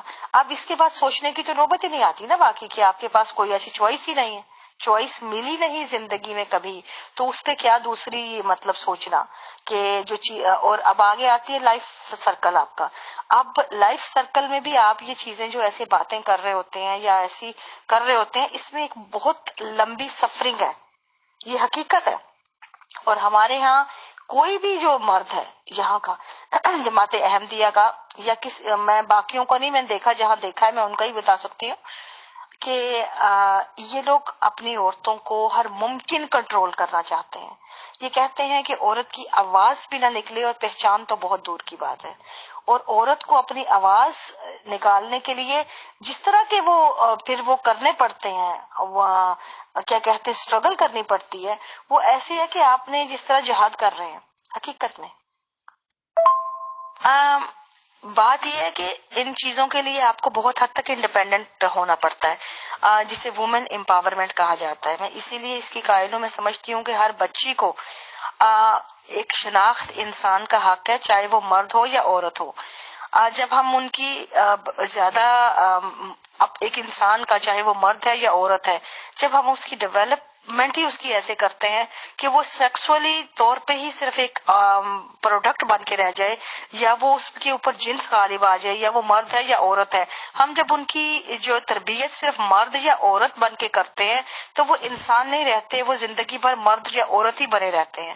تو جب آپ مرد اور عورت بنتے ہیں تو آپ کے اندر جو ایک آپ اتنے محدود ہو جاتے ہیں کہ آپ کے اندر صلاحیتیں تو وہی ختم ہو جاتی ہیں. میجورٹی جو فطرتاً آپ کو دی جاتی ہیں، دان کی گئی ہوتی ہیں، آپ ان کا خود سے قتل کر رہے ہوتے ہیں اپنے آپ پہ جنسی لیبل لگا کے.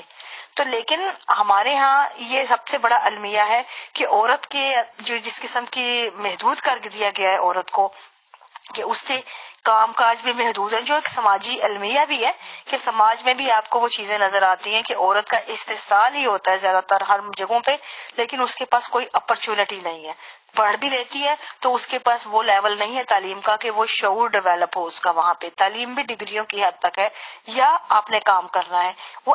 جبکہ ایک معاشرے میں کی بنیاد جو ہے، ایک بچہ جو آگے پروان چڑھتا ہے، یا ایک معاشرے کو کے اندر جو انسان پروان چڑھ رہے ہیں، وہ کہاں سے آ رہے ہیں؟ ایک عورت کی گود سے. جب عورت کے پاس شعور نہیں ہے تو وہ کیسے ڈیولپ کرے گی ایک انسان کو؟ عورت کو آپ کم عقل کہتے ہیں، اور اس کے وجود سے پیدا ہونے والا جو مرد ہے وہ پورا کا پورا کل عقل ہے. مطلب یہیں پہ یہ معاشرہ جو ہے یہ منافقت کا شکار ہے. اور جب عورت کے اوپر آپ اس قسم کے حملے کرتے ہیں، پھر جب شادیاں ہوتی ہیں تو پھر سب سے بڑا مرحلہ یہ ہوتا ہے کہ یا تو آپ پہلے آپ باپ یا بھائی کی اگر ہے آپ کے تو آپ ان کی ملکیت ہے، شادیوں کے بعد سسر اور جو ہے شوہر کی ملکیت بن جاتی ہے، تو پھر آپ کو ان کے مطابق چلنا پڑتا ہے. جہاں پہ بات آتی ہے کہ آپ کو اپنی آواز اٹھانی ہے، اس دوران آپ کو بہت کچھ سٹرگل کرنی پڑتی ہے. اور یقین مانیں کہ یہ سٹرگل آسان نہیں ہے. یہ جو جتنی ایک عورت بن کے اپنی ایک پہچان بنانا، یہ سٹرگل ایسے ہے کہ آپ نے نئے سرے سے، جس طرح آپ سمجھیں آپ موت کو دعوت دے رہی ہیں، یہ حقیقت ہے یہ بات آپ کی. آپ بہت کچھ سفر کرتے ہیں، بہت سے تعلقات ٹوٹتے ہیں، بہت سے خراب ہوتے ہیں. اور یقین مانیں یہ عقیدہ ایسا ہے، بلکہ میں اس کو کہتی ہوں عقیدہ سمجھتی ہی نہیں ہوں، کیونکہ یہ عقیدہ وہ ہوتا ہے جو آپ کسی دوسرے کو جینے کا حق دیں. یہاں پہ جینے کا حق نہیں دیا جاتا. یہاں پہ آپ کی زندگی کے، یہ پوری زندگی کے جو ہے یہ آپ اون کرتے ہیں اگلے. آپ کو بہت حد تک ان چیزوں سے نکلنے کے لیے خود کو مارنا پڑتا ہے، اپنی خواہشیں جو ہے ختم کرنی پڑتی ہیں، خود کو ایک ایسا انسان بنانا پڑتا ہے جو پل پل خود تو مر رہا ہوتا ہے لیکن دوسروں کو زندگی دے رہا ہوتا ہے، دوسروں کی روشنی دے رہا ہوتا ہے، اگلی نسلوں کے لیے کچھ کرنا چاہ رہا ہوتا ہے. ایسا انسان بننے کے لیے آپ کو بہت کچھ سفر کرنا پڑتا ہے. یقین مانے یہ مطلب یہ میری پرسنل باتیں ہیں، چیز بہت کی حد تک میں کرتی نہیں ہوں ایسی باتیں کسی کے ساتھ بھی، لیکن کیونکہ آپ نے وہ سوال کیا تھا اور میں نے صرف اس بنا پہ اس کو تھوڑا سا چھیڑ دیا کہ بہت سی عورتیں ان چیزوں میں آ کے جو ہے وہ ڈر جاتی ہیں، یہ سمجھتی ہیں کہ شاید ہمارے ساتھ ہی یہ ہو رہا ہے، یا شاید یہ پارٹ آف لائف نہیں ہے، یا یہ کہ باقی لوگوں کی زندگی شاید آسان ہے جو نظر آتی ہے. نہیں، ایسا نہیں ہے. ان چیزوں سے ایسے ہی نکلنا پڑتا ہے جیسے اپنی کھال ادھیڑنی پڑتی ہے. جس طرح میں نے آپ کو پہلے مثال دی تھی، آپ اپنی کھال ادھیڑ رہے ہوتے ہیں، اپنے ہاتھوں سے. اور آپ کو پتہ ہے کھال ادھیڑنے کی تکلیف کتنی ہوتی ہے؟ اتنی ہی تکلیف ہوتی ہے یہ آگہی جو ہوتی ہے. یہ آپ کو کسی پل چین نہیں لینے دیتی. جب آپ کو احساس ہوتا ہے نا کسی پل کے آپ انسان ہیں، آپ کو جس لمحے یہ اس چیز کا یقین ہو جائے کہ آپ انسان ہیں اور دوسرے بھی انسان ہیں، تو آپ یقین مانیں یہ وہ چیز ہے کہ آپ کو کسی پل چین نہیں لینے دے گی. کسی پل چین نہیں لینے دے گی. باقی عقیدے ایک طرف، باقی باتیں ایک طرف، باقیوں سے تو پھر آپ کو لڑنا ہی ہوتا ہے نا. وہ کہتے ہیں زمین کے تمام خداؤں سے آپ کو لڑنا پڑتا ہے پھر. اور ہم لڑتے ہیں، میں لڑتی آئی ہوں. ایک ہوتی ہے بیرونی جنگ، ایک ہوتی ہے اندرونی جنگ. ہم نے جب آگہی انسان کو ڈیولپ ہوتی ہے تو آپ یقین مانیں آپ اندرونی جنگ کا شکار ہوتے ہیں جو بیرونی جنگ سے بہت زیادہ طاقتور ہوتی ہے. اور جب آپ اس کو جیت جاتے ہیں تو آپ سمجھ لیں آپ کی پرسنالٹی زیادہ مضبوط ہوتی ہے. اور اس کے لیے آپ کا جو ہے اپنا انر سیلف جو ہے نا وہ سالڈ ہونی چاہیے. یہ آپ کو پریکٹیکلی جو ہے باتیں نہیں کر رہی میں یہ، اور میں سمجھتی ہوں یہاں پہ باتیں کام بھی نہیں آتی، یہاں پہ پریکٹیکل کام آتا ہے.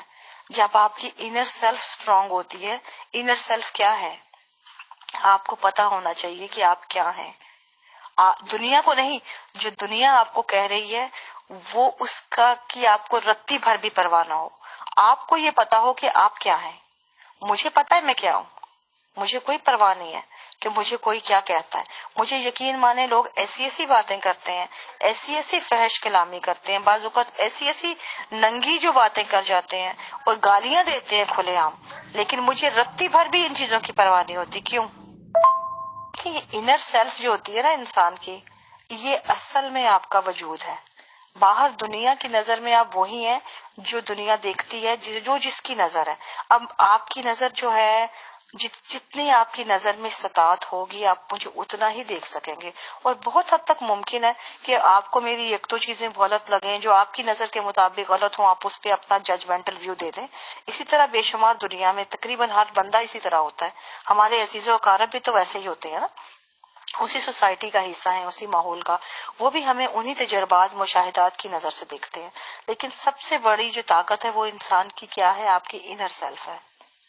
وہ یہ ہے کہ آپ کو پتا ہے کہ آپ کیا ہیں. آپ کو پتا ہونا چاہیے کہ آپ کے پاس کیا صلاحیت ہے، آپ کیا کر سکتے ہیں، آپ کس حد تک جا سکتے ہیں. آپ جو ہیں کیا آپ کو آگے چاہیے، یا آپ کے اندر کون کون سی ابیلٹیز ہیں اور ان کا آپ کس طرح آپ ان کو بہتر استعمال میں لا سکتے ہیں. یہ تمام چیزیں انسان کو سمجھ آتی ہیں جب آپ اپنے وجود کے ساتھ زیادہ رہتے ہیں. اب اس کی مثال یہ میں دوں گی کہ آپ کو دنیا میں نظر آتا ہے ڈپریشن کی مطلب کتنی بڑی بیماری ہے آپ کو نظر آتی ہے. اور ہمارے ہاں بھی آپ کو ہیجان نظر آتا ہے. عام لوگوں کو تنہائی سے بڑا تکلیف ہوتا ہے. تنہائی پہ بڑے بڑے شعراء ہمارے ادیب و دبا پہ بڑا بڑا کچھ اس کے اوپر لکھتے آئے ہیں نوحے کہ تنہائی بڑی بری چیز ہے. لیکن یقین مانیں کہ اگر آپ کو اپنے انر سیلف کے ساتھ جو ہے آپ کی تعلق بنا ہوا آپ کا، تو آپ کو تنہائی ایک بلیسنگ لگتی ہے، یہ ایک نعمت ہے. کیونکہ آپ کو موقع ملتا ہے اپنے وجود کے اندر جھانکنے کا، ہر وہ چیز خود سے نکالنے کا جو آپ سمجھتے ہیں آپ پرانی ہو گئی ہے. یہ ہر وہ چیز نئی وہ مطلب گرو کرنے کا اپنے اندر. تو آپ تو دن بدن گرو ہو رہے ہوتے ہیں نا، اس کے ساتھ آپ کے اندر نئی چیزیں آ رہی ہوتی ہیں. تو آپ کو تنہائی بری لگنی نہیں چاہیے اگر آپ کو اپنے وجود سے پیار ہے. تو ہمارے ہاں اپنے وجود سے پیار نہیں سکھایا جاتا، وجود کو اون کیا جاتا ہے. ہر رشتہ جو ہے اس وجود کو اون کرتا ہے. ہم کیا ہیں، ہماری ذات سے کیا مطلب ہے، ہمیں بتایا ہی نہیں جاتا. ہمارے لیے ہماری زندگی کی اہمیت کب ہے؟ ہم تو پیدا ہی مطلب اس لیے ہوئے ہیں کہ ہم نے ایک دن مرنا ہے. جو یہ زندگی فطرت نے ہمیں دی ہے ہمیں جینے کے لیے تھوڑی ہے. ہمیں تو موت کا خوف سکھایا جاتا ہے بچپن سے کہ آپ نے ایک دن مرنا ہے، بس ڈرو. یہ نہیں کہا جاتا کہ یہ جو زندگی آپ کو ملی ہے یہ ایک نعمت ہے. آپ کے تمام حصے جو موجود ہیں آپ کے پاس، یہ آپ کو فطرت کی طرف سے وہ بلیسنگ دی گئی ہے. اس کا بھرپور استعمال کرو اور اپنی نو کے اپنے لوگوں کے کام آؤ تاکہ آپ بہترین زندگی جی سکو. مرتے وقت آپ کو کوئی خوف کوئی ڈر نہ ہو کہ تو آپ نے کچھ ایسا کیا ہے جس سے آپ کو حساب کتاب بھی دینا پڑے تو آپ کو شرمندگی ہو. یہ میں باتیں جو کر رہی ہوں نا امیر فیصل صاحب، میں بعض اوقات یہ باتیں بڑا ایک رو میں اپنی کہہ گئی ہوں، کیونکہ وہ ٹاپک ایسا تھا میں نے بات کر دی، لیکن مجھے ایسا محسوس ہوتا ہے بعض اوقات کہ شاید یہ میں پلیٹ فارم غلط ہے، مجھے نہیں کرنی چاہیے، کیونکہ ایک فلسفے کی یہ باتیں ہیں اور ایک طرح سے فلسفیانہ اور ایک بہت وہ جو ہوتی ہیں، یہ میں وہاں کرتی ہوں جہاں لوگ عموماً میرے لیول کے یا ان لوگ وہ سمجھ پاتے ہیں جن چیزوں کو، جن سے میں بات کر کے مجھے بھی کچھ ملتا ہے مزید سیکھنے کو، یا میں بھی بات کرتی ہوں تو مجھے اس اظہار سے سمجھ میں آتی ہے کہ میری اپروچ جو ہے کتنی رائٹ ہے کتنی رانگ ہے، یا میں کس حد تک اپنی اپروچ کو مزید ڈیولپ کر سکتی ہوں، یہ میں وہاں کرتی ہوں باتیں، اور وہ بہت مخصوص طبقہ ہوتا ہے لوگوں کا، کم سے کم مذہبی جو ان عقائد کے لیول ہے یہ وہ لیول نہیں ہے، اس لیے میں معذرت کہ میں شاید غلط پرسن ہوں اس پلیٹ فارم پہ، یا مجھے کم سے کم ایسا لگتا ہے بات کے ریویوز دیکھ کے کہ میں نے غلطی کر دی ہے بات کر کے، تو اس لیے اگر آپ کے پاس کوئی اور سوال ہو تو کر دیں، اس سے پہلے کہ میری فلسفیانہ میں ایک رو میں بات کرتی ہوں تو وہ بات کہیں کی کہیں نکل جائے۔ افاف میم، کل وجیحہ میم سے بھی کافی ڈیٹیل سے بات چیت ہوئی تھی، تو ظاہر سی بات ہے، ویسے یہ کہاوت ہے اور اچھی کہاوت ہے کہ لیڈیز سے تو ان کی ایج نہیں پوچھنی چاہیے اور جینٹ سے ان کی انکم۔ بہرحال آپ کی جو بھی ایج ہوگی، تو مجھے لگتا ہے کہ جو 1974 میں آپ کی پارلیمنٹ نے غیر مسلم قرار دے دیا تھا احمدیز کو، تو if I am not wrong, may be right may be wrong, کہ آپ اس کے بعد ہی کی پیدائش ہوں گے۔ تو کل وجیحہ میم سے یہ جانکاری ملی تھی کہ وہ تو یہ جانتے بھی نہیں ربوا کے رہتے ہوئے کہ الیکشن کیا چیز ہوتی ہے، کیسے ووٹ دیا جاتا ہے، اور ووٹ ہی کا پتہ نہیں چلتا کہ وہاں ووٹ کیا ہوتا ہے۔ تو کیا آپ سمجھتے ہیں کہ 1974 کے بعد ہی آپ لوگوں کی جو قیادت ہے اس نے کہہ دیا ہوگا کہ ووٹ وغیرہ نہیں دینے، کیونکہ غیر مسلم تو ان لوگوں نے گھوشت یا اناؤنس کر دیا تھا، اور ووٹ نہ دینے والی بات پہ آپ، کیونکہ آج آپ کی بہت دنیا آپ نے دیکھ لی ہے، دنیا بھر میں آپ کے تعلقات ہیں، اس بات کو کس طرح سے، اس کانسیپٹ کو لیں گے کہ ووٹ نہ دینے کا ادھیکار احمدی جماعت نظام کا کیسا ہے، اور آج اتنے سال گزرنے کے باوجود بھی ان کی دراصل حکمت عملی کیا ہو سکتی ہے کہ اپنے عوام کو ووٹ کی طاقت کا اندازہ ہی نہ ہونے دیں؟ اس ریگارڈنگ جو بھی آپ بتانا چاہیں بتائیں پلیز، شکریہ۔ امیر فیصل صاحب، یہ اس پہ میں بے شمار دفعہ لکھ چکی ہوں، یہ انتہائی جہالت بڑا فیصلہ تھا، چاہے جس بھی کا بھی تھا، میں جانتی ہوں کس کا تھا، سوری ٹو سے، میں صرف اتنا کہوں گی کہ میری نظر میں انتہائی غیر جسے کہتے ہیں سنجیدہ اور جسے کہتے ہیں ظالمانہ فیصلہ تھا یہ کہ ووٹ نہ دینا۔ گو کہ میں نے کبھی اس چیز کی یہ ایک ڈیفرنٹ پہلو ہے کہ میں نے آپ کو پہلے بتا دیا تھا کہ ریاست کا نہیں تھا کوئی بھی حق کے یہ فیصلہ کرے، وہ ایک ڈیفرنٹ پہلو ہے، جب فیصلہ کر دیا ریاست نے، ایک کام غلط ہو جاتا ہے، دیکھیں ایک سٹیپ اگر غلط، چاہے میں اسے اب کہوں غلط ہے تھا یا نہیں ہے، وہ ہو گیا، تو اس کو مقصد اس پہ یہ ہونا چاہیے آگے فوکس کہ یہ ایک بیج غلط بویا ہے، اس کو انڈو کیسے کیا جائے، جو کام غلط ہوا ہے اس کو دوبارہ سیدھا سدھارا کیسے جائے، نہ کہ یہ کہ اس غلط کو اپنے اوپر طاری کر کے اس کے ساتھ مزید ایک لمبی تاریخ ظلم کی رقم کر لی جائے۔ انہوں نے یہ جہالت بڑا فیصلہ کیا کہ انہوں نے کہا کہ اب کیونکہ پارلیمنٹ نے ان کو غیر مسلم کہا ہے اقلیت، تو آپ نے یہ فیصلہ نہیں کرنا، جو سب سے بڑا جاہلانہ فیصلہ تھا کہ اگر آپ اب کرسچن کمیونٹی ہے، ٹھیک ہے، ان کا گو کے اقلیت ان کو قرار ہے تو اقلیت، چاہے ان کو پارلیمنٹ میں نہیں کہا گیا، لیکن اب دیکھیں پاکستان کی ایک مائنورٹی ہے اور ان سے زیادہ کسی، اگر آپ ان کے حقائق جانچ لیں نا، میں کہتی ہوں احمدیوں کی تو صرف مارکیٹنگ لیول ہے، اتنا کہ ہم لوگ شور اٹھاتے ہیں کہ کیونکہ ان کو یہاں پہ یو این سی آر اور مختلف جگہوں پہ ان کو وہ کیا کہتے ہیں ملی ہوئی ہے، ان کو ایک طرح سے ریپریزنٹیشن ان کی موجود ہے ان ہیومن رائٹس کی جو رپورٹس ہیں ان کی بیہاف پہ۔ کرسچن کمیونٹی یا ہندو کمیونٹی کی یا سکھ کمیونٹی کی پاکستان میں پرسیکیوشن ریکارڈ پہ ہی نہیں ہے، ابھی تک ہیومن رائٹ کے ریکارڈ پہ پراپر نہیں ہے، نہ ان کی باقاعدہ ریپریزنٹیشن کی گئی ہے، جس کی وجہ سے ان کی ایک بڑی مقدار میں جو تعداد ہے ان کی، وہ وہاں پہ پرسیکیوشن کا شکار ہے جو ان سے کہیں زیادہ ہے، لیکن وہ ریکارڈ پہ نہیں ہے۔ اس کے باوجود بھی ان کی جو نمائندگی پارلیمنٹ میں ہے، کیسے؟ کرسچن کمیونٹی میں بھی آپ دیکھیں کتنے گاؤں ان کے جلا دیے گئے، ان کی بچیاں آج بھی اٹھوا دی جاتی ہیں، ان کے نکاح ہوتے ہیں۔ ہندوؤں کے کتنے گھر آپ کو پتا ہوگا، پیچھے انڈیا کے بارڈر پہ کتنے لوگ آ کے ہندو بیٹھ گئے تھے جنہوں نے اپنی بچیوں سے 10 دن کی بچیوں کو اٹھوا کے نکاح نابالغ بچیوں کے پڑھائے۔ آپ سوچیں کوئی ایک بھی مثال آپ کو ان کے ساتھ ایسی ملتی ہے؟ نہیں۔ ٹھیک ہے، جو پرسیکیوشن کا بھی جو لیول ہے، میں یہ نہیں کہتی کہ نہیں ہے لیول، لیکن ان میں بھی بہت سے کیسز جو ہے غلط ہیں۔ ان کی میں زندہ مثال دیتی ہوں، میرے پاس بے شمار کیسز ایسے ہیں جو جماعت احمدیہ کی وجہ سے نہیں، جن کا قتل ہوا تھا، لیکن ان کو ان کے کھاتے میں ڈالا گیا۔ ان کے پرسنل دشمنیاں تھیں، ان کی ذاتی دشمنیاں تھیں، وہ بعد میں سامنے آئیں، لیکن جماعت کے کھاتے میں ڈال کے ان کے پرسیکیوشن کا جو ریکارڈ ہے وہ بڑھایا گیا۔ اچھا، وہ بھی میں اس بات کو بھی چھوڑ دیتی ہوں، وہ ایک لمبی بحث ہے، میں بات غلط نہیں کر رہی، اس کو ثابت کر سکتی ہوں، لیکن میں اس کو اب ان کو بھی چھوڑیں۔ اب سوچیں کہ آپ اگر سپوز کہ آپ نے اگر یہ بھی ریکارڈ میں لے لیا ہے، آپ ان چیزوں کے لیے پارلیمنٹ میں جائیں، اپنی آواز اٹھائیں۔ ان چیزوں کا حل یہ ہوتا ہے جب بھی آپ سوشل سماج کے اندر کوئی اگر غلط بیج جو ہے ایسا نفرت کا لگتا ہے، اس کی بنا پہ معاشرے میں آپ کو لگتا ہے فرقہ واریت پیدا ہو رہی ہے، تعصب یا نفرت کی فضا پیدا ہو رہی ہے، تو آپ کا ایز اے شہری آپ کا حق ہے کہ آپ پوری اپنی ذمہ داری نبھائیں اور اس کو بیج کو جڑ سے اکھیڑنے کے لیے آپ پوری کوشش کریں۔ کیا آپ نے کیا؟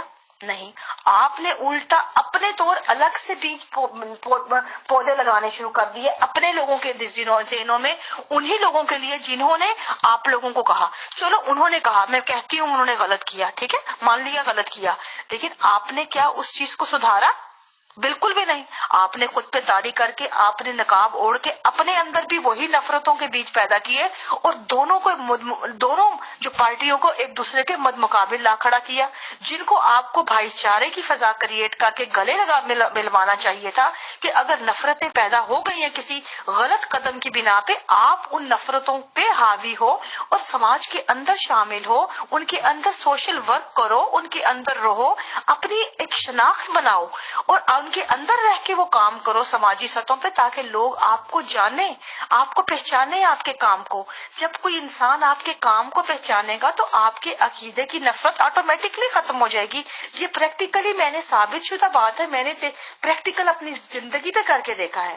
میں نے جب لکھنا شروع کیا تھا، اب یقین مانے میرے پاس ایسے واقعات ہیں کہ مجھے لوگ شروع میں قادیانی کہہ کے دھتکارتے تھے، شروع میں مجھے کرتے تھے، لیکن آج ایک زمانے بعد وہ میں نے کام کر کے اپنا ایک ایسا لیول ہے کہ آج مجھے ایک بھی بندہ نہیں جو میرے ساتھ کام کرتا ہے، چاہے وہ ہندو ہے، سکھ ہے، شیعہ ہے، وہابی ہے، دیوبندی ہے، کسی بھی مذہب سے اس کا تعلق ہے، کبھی وہ مجھے یہ لفظ نہیں کہے گا کہ میرا کوئی عقیدہ ہے۔ ہر انسان جو میرے ساتھ کام کرتا ہے، جو میرے ساتھ جڑا ہوا ہے، جو مجھے جانتا ہے، وہ مجھے ہمیشہ ایک انسان کے طور پہ دیکھے گا اور وہ مجھے انسان ہی کہے گا، کیونکہ میں نے یہ ثابت کیا ہے کہ میرا کوئی عقیدہ کسی سے نہیں ہے۔ میں اگر کسی کا دکھ درد بانٹتی ہوں ایک انسان سمجھ کے، اور یہ لیول ہونا چاہیے۔ اگر میں انسان نہیں بنوں گی تو میں میرے عقیدے کا مجھے کیا اچار ڈالنا ہے کسی نے؟ میں کیا کروں گی اس عقیدے کا جب آپ انسان ہی نہ بن پائے؟ میں پیدا ہوئی تھی اس زمین پہ، جب دنیا میں آئی تھی تو میں انسان تھی، عقیدہ تو میرا 7 منٹ بعد میرا آبائی عقیدہ میرے سر پہ مسلط ہوا، 7 منٹ پہلے تو میں انسان تھی نا، تو مجھے خود کو انسان تو ثابت کرنے دیجئے پہلے کہ میں انسان ہوں اس سماج کی نظر میں۔ اگر انسان ثابت کروں گی میں خود کو تو یقین ماننے تمام نفرتیں وہیں ختم ہو جائیں گی۔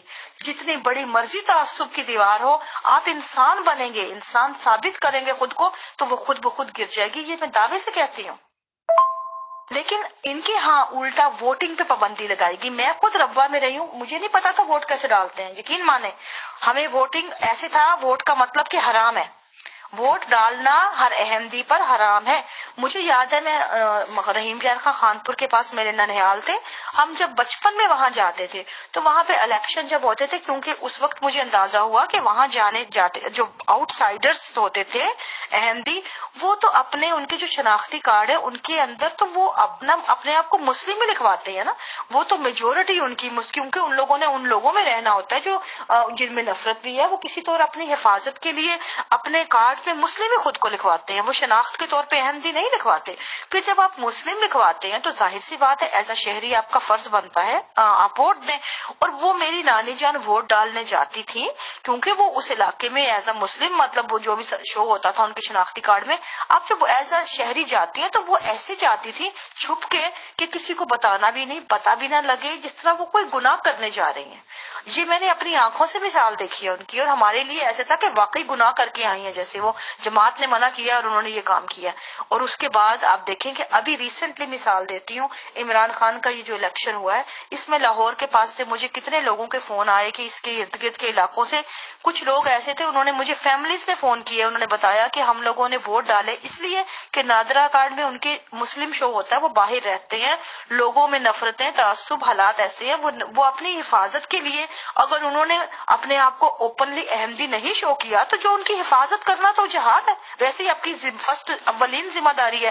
تو انہوں نے اگر شہری کے طور پہ لکھا ہے اور وہ ایز اے شہری ووٹ ڈالا، تو اس بات کا جماعت نے ایسا کیا کہ ان کو اخراج جماعت کے ان کو وہ ایشو ہوئے باقاعدہ لیٹر، ان کو جماعت سے نکالا کتنی فیملیز کو، اور ان میں سے بہت سی فیملیز ایسی تھیں جنہوں نے مجھ سے ایسے اظہار کیا اپنے دکھ کا کہ انہوں نے کہا کہ ہماری بیٹیوں کے نکاح ہوئے ہیں، ہماری بیٹیوں کی تاریخ شادیوں کی مطلب طے ہوئی تھی، ہم تو پھنس گئے یہ کام کر کے، ہم نے یہاں سے ووٹ ڈال دیا، وہ عذاب کی شکل میں ہمارے اوپر اخراج از جماعت کے سرٹیفکیٹ ایشو ہو گئے، اور وہاں سے جہاں جہاں پہ بچیوں کے رشتے ہوئے تھے کیونکہ جماعت سے اخراج ہوا تو رشتے ٹوٹ گئے، انہوں نے کہا ہمارا تعلق نہیں ہے ان سے، جو جماعت سے نکل گئی ہے بچیوں کے رشتے ٹوٹ جائیں۔ تو آپ کو پتہ یہ کتنی بڑی ہراسمنٹ ہوتی ہے والدین کے لیے۔ اب ان کو بلیک میل کیسے کیا جا رہا ہے کہ ان کو جا کے ایک پرنٹڈ لکھا ہوا پیپر جو پہلے سے بنا ہوا ہے اس کی تحریر شدہ کہ جو معافی نامہ ہے وہ ان تک پہنچایا جاتا ہے، انہیں کہا جاتا ہے یہ حضور کو دے رہے ہیں، بھیج رہے ہیں، اس کے نیچے آپ بس اپنا نام اور سائن کر کے دے دیں، اوپر جائے گا معافی نامہ، آپ کی معافی ہو جائے گی۔ اب دیکھیں اس بات پہ یہ ڈرامہ کرنے کی ضرورت کیا ہے؟ جب آپ نے معافی منگوا کے معاف ہی کرنا ہے بعد میں تو آپ نے پہلے ڈرامہ ہی کیوں کیا؟ کیا یہ اتنا بڑا گناہ ہے؟ ایز اے شہری اگر کوئی حق ادا کرتا ہے تو اگر آپ اپنی ذمہ داری پوری طرح نہیں ادا کر پائے، آپ کو وہ کام انڈو نہیں کر پائے، ایک بھی آپ پارلیمنٹ تک اپنی آواز نہیں پہنچا پائے تو قصوروار آپ ہیں۔ آپ نے اسٹرگل ہی کوئی نہیں کی، آپ نے کوشش ہی کوئی نہیں کی، آپ ان نفرتوں کو خود پہ طاری کر کے آپ نے بھاگنے میں وہاں سے فرار میں ہی عافیت جانی، تو پھر آپ روتے کیوں ہیں جب نفرتیں اتنی بڑھ گئی؟ بتائیں مجھے یہ کہ آپ نے نفرتوں کے لیے کوئی قدم اٹھایا ان کو ختم کرنے کے لیے؟ کیا آپ ذمہ دار نہیں ہیں اس کو بڑھانے میں؟ کیا آپ ذمہ دار نہیں ہیں منہ چھپانے میں؟ آپ بھی برابر کے ذمہ دار ہیں۔ اگر امیر فیصل صاحب صاف سی بات یہاں پہ یہ ہے اتنی کہ اگر آپ کو یہاں پہ میرے سے کوئی غلط فہمی ہے نا، کوئی بھی ہوتی ہے، سپوز کہ آپ میرے خلاف ہوتے ہیں یا آپ مجھے غلط سمجھتے ہیں کسی بھی طرح، اگر آپ مجھے نظر آتا ہے کہ آپ کے میرے درمیان میں غلط فہمی ہے تو میرا کیا فرض بنتا ہے؟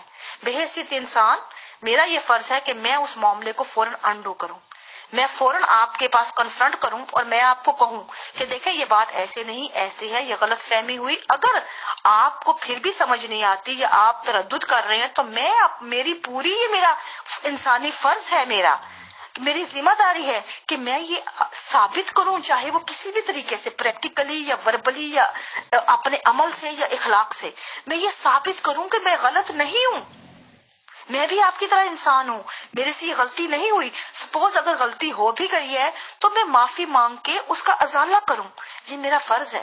نفرتیں جو ختم کرنے کا یہ طریق ہوتا ہے، نہ کہ نفرتوں کو بڑھاوا دینا، نہ کہ آپ ایسی دوسروں کے بارے میں مخالفین کے الفاظ استعمال کر کے ان کو پارا پارا کر کے ان کو ریزہ ریزہ کرنے کی بد دعائیں کر کے تو اپنے آپ کو پرسیکیوشن کے لیول پہ تو لے آنا، لیکن کیا آپ نے اپنے آپ کو انسانیت کے لیول پہ ثابت کیا؟ آپ کے اندر بھی آج وہی شفافیت ہے، اگر ان میں تھی تو کیوں؟ کیونکہ آپ نے خود کو انسان ثابت نہیں کیا۔ قصوروار جتنے وہ ہیں اتنے عام بھی آپ بھی ہیں۔ ظلم تب تک ظلم رہتا ہے جب تک اس کو سہا جاتا ہے۔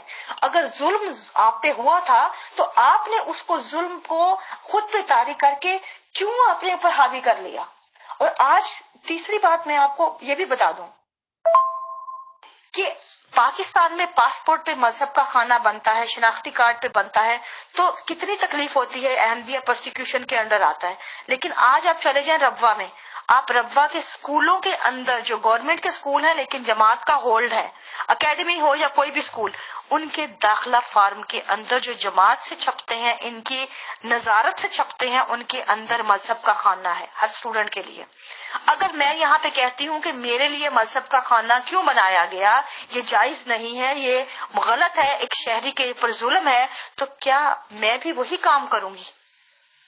ربوہ میں اس وقت کرسچن کمیونٹی جو ہے مائنورٹی پہ ہے۔ یہ وہ کمیونٹی ہے جس کے چند گھر اتنے برے حالات میں وہاں پہ ہیں، اور اس وقت سے ہیں جب سے ربوہ بنا ہے، جو وہاں پہ گھر کے کام کرتے ہیں یا ان کے ایز اے ہاؤس میڈ کے طور پہ، جو وہ کام ربوہ میں جو کوئی نہیں کرتا، جو غلیظ گندا کام، جو جسے کہتے ہیں جتنے کام ہوتے ہیں، وہ تمام کرسچن کمیونٹی کرتی ہے۔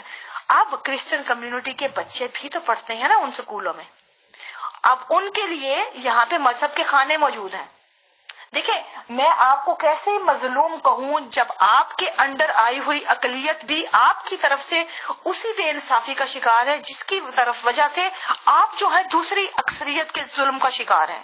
یہاں پہ آ کے میں کہتی ہوں کہ ہمارے اندر ہر جو ظالم ہے وہ اپنی کھال کے اندر بھیڑیا ہے، کیونکہ یہ ظلم وہی اسی کو ظلم کہتے ہیں جو ان پہ ہو۔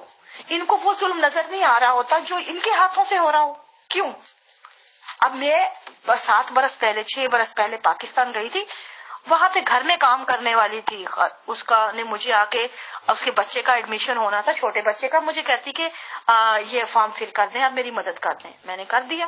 جب میں نے اس وہاں پہ مذہب کا خانہ دیکھا تو میں گھبرا کے رہ گئی۔ میں نے کہا یہ بچہ تو ابھی کنڈر گارڈن میں جا رہا ہے، تو اس کا مذہب کا خانہ ہے اور جماعت کے انڈر سے فارم بنے ہوئے ہیں۔ تو کہتی ہے آگے سے، مجھے کہتی بھابی کی دسیے اتنے یہی ہوں، تانوں نہیں پتا ساڑے نال کی ہوں۔ جدو رمضان آ جاندہ ہے ساڑے اتنے عذاب ہے بھابی، تسی کچھ نہ پوچھو، ساڑے بچیاں نو تے کھانا پینا حرام، چھوٹے چھوٹے بچیاں دے اتنے نمازاں پڑھاندے نے، چھوٹے چھوٹے بچیاں نو اپنے سارے کام کرواندے نے، کیونکہ انہاں نو کرنا پیندا ہے، اتنے پریشر جو پائیدا ہے، تے جے اتنے مذہب دا خانہ لکھیا ہوندا ہے پھر سارے سانو چوڑا چوڑا بھی کہندے نے۔ ایتھے بچوں کو، چھوٹے بچوں کو آپ سوچیں، اس لیول پہ جب آپ ان کے مذہب کے خانے کی بنا پہ تفریق کریں گے اور ان کو اپنے ساتھ پلتے بڑھتے بچوں کو چوڑا چوڑا کہلوائیں گے اور وہاں پہ اس ماحول میں رہیں گے، اب سوچیں آپ کون سی نسل تخلیق کر رہے ہیں؟ اس کے ذمہ دار کون ہے؟ کیا کسی کے ذہن میں یہ بات نہیں آتی کہ نفرتوں کے بیج کہاں سے تو رہے ہیں؟ بڑے پیمانے پہ تو چلو ہوئی اسمبلی میں، تو کیا یہ نفرتیں نہیں ہیں جو میں بتا رہی ہوں؟ اگر آپ کے ساتھ ظلم ہوا تھا تو آپ نے اس کو دوسروں کے ساتھ تو نہ کیا ہوتا، تو میں آپ کے ساتھ کھڑی ہوتی، یقین مانیں، میں ہر مظلوم کی طرح میں یہاں پہ بھی آپ کے ساتھ کھڑی ہو کے ہم آواز ہو کے سب سے، اور میں نے کیا ہے۔ آپ میری یقین مانیں، میری پیچھے میری تحاریر اٹھا لیں، میری بکس اٹھا لیں، آپ کو بے شمار جا بجا آپ کو جگہ ملے گی جہاں پہ میں نے ایز اے اقلیت ان کے حق میں بہت جگہ آواز اٹھائی ہے۔ اور میں ان لوگوں میں سے ہوں جو کینیڈا میں لکھنے والوں میں جن کا نام آتا ہے، جو اس وقت کوئی خاتون یہاں نہیں لکھتی تھی جس زمانے میں میں نے اخباروں میں لکھنا شروع کیا ہے، اور میں وہ کچھ لکھتی تھی جس زمانے میں کتابیں وہ جو رسائل ہوتے تھے، جو اخباریں ہوتی تھی، ان کی جو حمایت کرنے میں اٹھا کے پھینک دی جاتی تھی مساجد سے، مگر میں نے لکھا ہے اور اس کے گواہ لوگ موجود ہیں، وہ ایڈیٹر جو مجھے سرزنش کرتے تھے بعد میں نے کیا ہے یہ کام۔ لیکن اگر میں کر سکتی ہوں تو میں، اگر ان کے اقلیت سمجھ کے میں حمایت کر سکتی ہوں تو میں ان کو ظالم سمجھ کے ان کی سرزنش کرنے کا بھی اتنا حق رکھتی ہوں، کیونکہ میں انسان ہوں۔ اگر مجھے کوئی غلط چیز آپ پہ نظر آئے گی، اگر مجھے آپ مظلوم لگتے ہیں تو میں آپ کے ساتھ کھڑی ہوں گی، لیکن جہاں پہ مجھے نظر آئے گا کہ آپ بھی ظلم کر رہے ہیں تو میں کیوں نہیں آپ کے ہاتھ روکوں گی؟ میرا حق ہے پورا کہ میں ہر طرح انصاف کروں، ہر طرح میں جتنا مجھے نظر آتا ہے، اور میں اسی بنا پہ میں کرتی ہوں۔ جب میں ان کو وہ باتیں میری بھول جاتی ہیں، وہ چیزیں بھول جاتی ہیں جب میں نے ان کی حمایت میں بولی، لیکن ان کو وہ یاد رہتی ہیں میری کہ جب میں ان کو دکھاتی ہوں کہ یہاں تم غلط ہو تو پھر یہ کھڑے ہو کے کہتے ہیں جماعت مخالف ہوتا ہے، اس لیے کہ میں ان پہ بولی۔ یہ اصول ہے ہر عقیدے کا، آپ کسی بھی عقیدے کو پکڑ لیں، ان پہ ہم اس لیے بول رہے ہیں کہ ان سے نکلے ہیں، لیکن آپ کسی کو بھی پکڑ لیں گے، آپ کسی پہ بھی بات کریں گے تو وہ ایسے ہی ہم سے رویہ اختیار کرتے ہیں۔ بھئی انسان بننے کے لیے آپ کو انسان ہونا پڑتا ہے، آپ کو بنیادی چیز سمجھ نہیں آتی، آپ کو عقیدے سے الگ ہونا پڑتا ہے۔ آپ یہ نہیں کہہ سکتے کہ آپ خود کے اوپر لیبل لگائی رکھیں اور کہیں کہ دوسرے سارے اندھے ہو کے آپ کو گلے لگاتے پھریں گے۔ جس طرح بنیادی بات بتائی تھی، آپ کو خود کو بے ضرر ہونا پڑتا ہے۔ اگر آپ کے عقیدے سے کسی کو خطرہ لاحق ہے، کوئی بھی انسان، چاہے وہ خطرہ ہے یا نہیں ہے، یہ الگ پہلو ہے، لیکن کسی کو اگر خطرہ نظر آیا ہے تو اس کا کیا حال ہے کہ آپ وہ خطرہ دور کر کے انسان بن کے ملے اور بعد میں ان کو سمجھائیں جب وقت آئے۔ آپ نے وہ موقع ہی آنے نہیں دیا، آپ نے الٹا بالکل وہ راستہ اختیار کیا جو بالکل اس کے برعکس تھا۔ تو پھر اس کے بعد جو نفرتیں اتنی زیادہ بن گئی کہ اب پہاڑ کھڑے ہیں، نسلیں اگلی جو ہے ان کو بھگتنا مشکل ہے، تو ہمیں کیا آگے سے درس دیے جاتے ہیں کہ ہم بولیں ہی نہ ان چیزوں پہ۔ کیوں؟ ظلم تو ہم پہ ہوا ہے، ان پہ نہیں ہوا، کیونکہ ہمیں بے حیثیت انسان پھاڑا گیا ہے ایک دوسرے سے، ان عقیدوں نے۔ ظلم انسان سے ہوا ہے، عقیدوں سے پہ نہیں ہوا۔ اس لیے اب عقیدوں کی حمایت نہیں، انسان کی حمایت ضروری ہے۔ عفاف میم، کافی فروٹفل جانکاری آپ سے مل رہی ہے۔ ایک سوال اس ٹاپک ریلیٹڈ بھی سمجھ لیجیے یا نہیں بھی، بٹ وہ ضروری ہے کیونکہ آپ ماشاءاللہ کافی وسیع نظر رہتی ہے آپ کی۔ جب آپ کا بچپن یا نوجوانی کا ٹائم ہوگا ربوہ میں، تو ظاہر سی بات ہے کہ پیرنٹس وغیرہ بتاتے ہوں گے کہ احمدی جماعت نظام کی کل تعداد پوری دنیا میں کتنی ہے؟ کیا آپ نے سن رکھا ہے اپنے گھر میں اس ٹائم؟ اور آج جبکہ آپ کو پوری دنیا کی معلومات ہے، ڈفرینٹ کنٹریز میں آپ کے ورکس بھی، آپ کی آرگنائزیشنز بھی کام کر رہی ہیں، تو آپ کی اپنی نالج کے انوسار احمدیز جماعت نظام کی تعداد یا ممبرز کتنے ہیں پوری دنیا میں؟ کیا آپ اس ریگارڈنگ جانکاری دے سکتی ہیں؟ مینس آج کے پریزنٹ ٹائم میں پلس اس وقت آپ سے مان لیجئے آپ 25-30 سال پہلے، تو اگر جانکاری دے سکتے ہوں تو بتائیں، شکریہ۔ فیصل صاحب، یہ سوال وہ ہے کہ جس کا خلیفہ وقت کو بھی نہیں پتا ہوگا، میں کیا خاک بتاؤں گی اس کا؟ ان کے خلیفہ وقت صاحب جو ہیں وہ بھی ہر وقت کنفیوز رہے۔ اب مرزا طاہر احمد صاحب کے آخری دنوں کے خطبات نکال لیں، انہوں نے تو دنیا کی آبادی، یہ احمدیوں کی آبادی اربوں تک، کروڑوں تک پہنچا دی تھی انہوں نے، اور اس کے بعد ایک دم سے گھٹ کے نیچے واپس آ گئی، وہ ایک دم پتہ نہیں کیسے شرنک ہو گئی۔ لیکن یہ انہوں نے بہت گھپلے کیے ہیں، تعداد میں بہت بڑا فراڈ ہے یہ۔ اور اس میں وہ کیا کہتے ہیں، والدین نے تو وہی کہنا یا سننا تھا جو خطبات میں سنتے آئے ہیں، اور لوگ فخر کرتے تھے اتنے ہو گئے، ہر سال کروڑوں بیعتیں ہو رہی ہیں، یہ وہ۔ جب ہم ادھر آئے، اب یقین مانے مجھے 30 برس ہو گئے کینیڈا آئے، میں نے آج تک تبلیغ کے بل پہ ایک بھی احمدی نہیں دیکھا ہوتا، ایک بھی۔ میں نے آج تک وہ دیکھا ہے کہ جو شادیاں جن لڑکیوں نے کی یا لڑکوں نے کی، شادی کے لیے ضرور دیکھے ہیں میں نے ہوتے ہوئے، کیونکہ شادی میں ان کی شرط ہے اگر آپ پہلے احمدی کرو پھر یہ کرو، ڈرامے ہوتے ہیں جو۔ اب دیکھیں شادی کے لیے جب آپ ریزن آپ کی شادی ہے تو آپ ایک کپل ایک دوسرے کو پسند کرتے ہیں تو وہ تو کچھ بھی کر دیں گے، کریں گے نا ایک دوسرے کے لیے۔ عقیدہ تو بہت معمولی چیز ہے، آپ اس کو عقیدے کے زمرے میں نہیں لے سکتے، لیکن یہ لیتے آئے ہیں کیونکہ بیت فارم سائن کرواتے ہیں ان سے، تو وہ آپ کی تعداد میں آ جاتے ہیں، ظاہر سی بات ہے۔ اور پھر پیدائشی احمدی، زیادہ سے زیادہ بچے پیدا کرو، وہ ایک یہ بھی ڈرامہ ہوا۔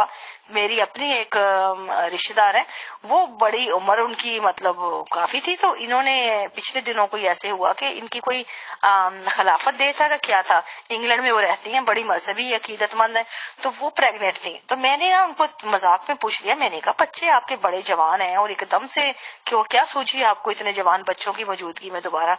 تو آگے سے کہتی ہیں کہ نہیں، وہ اس دفعہ نا ہم لوگوں نے، لجنہ نے پروگرام بنایا تھا کہ حضور کو نا ایک ڈفرینٹ طرح کا گفٹ دیا جائے اس کے اوپر خلافت ڈے پہ نا، تو ہم نے یہ سوچا کہ اس دفعہ ہم نا جو ہمارے حلقے کی، جو اس ایریے کی لجنہ ہے نا، جو بھی بچہ پیدا کر سکتی ہے وہ بچہ پیدا کر کے تو وقف نومے کر کے تو حضور کو نا گفٹ کے طور پہ دے۔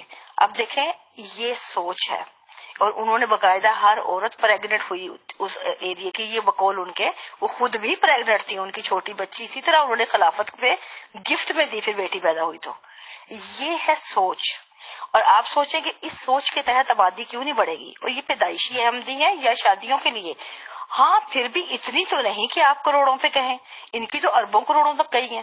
اب اس کے بعد دوسری بات بتاؤں آپ کو، میرے پاس سندھ کے علاقے سے بے شمار لوگ میرے پاس موجود ہیں، پنجاب کے نواحی علاقوں سے بے شمار موجود ہیں، ایون ابھی بھی میرے پاس کتنے ایسے مربی نوجوان ہیں میرے ساتھ جو ہیں بات کرتے ہیں، وہ کہتے ہیں کہ باقاعدہ یہ ایک بڑی گیم ہے، اور اس میں کیا ہے کہ یہ وہاں جاتے ہیں، لوگوں کے لیے بڑے بڑے لگاتے ہیں، سیٹ اپ کرتے ہیں، کھانے کا انتظام جس طرح کرتے ہیں، کہتے ہم لوگ تو دن ایک رکھ لیتے ہیں کہ اس دن جو ہے تبلیغ کا دن ہے احمدی کرنے کا، تو اس دن ہم کھانا دیگچے کے پکا کے ہم اپنے پورے علاقے کو دعوت دیتے ہیں آگے کھانا کھاؤ، اور وہاں پہ آتے ہیں لوگ کھانا کھانے، ان سے ان پڑھ لوگ ہوتے ہیں، ان سے بیت فارم سائن کروا لیتے ہیں دھوکے سے، بیت فارم سائن کرا کے بھیج دیے، اتنی بیتیں ہوئی، اور وہ کوئی احمدی نہیں ہوتا، وہ کھانا کھائے آئے ہوتے ہیں۔ اور اس کا میں ایک اور ثبوت دیتی ہوں آپ کو کہ ہم جب ادھر کینیڈا آئے تھے تو یہ ہم سکاربرو میں تھے، ہمارے صدر محلہ تھے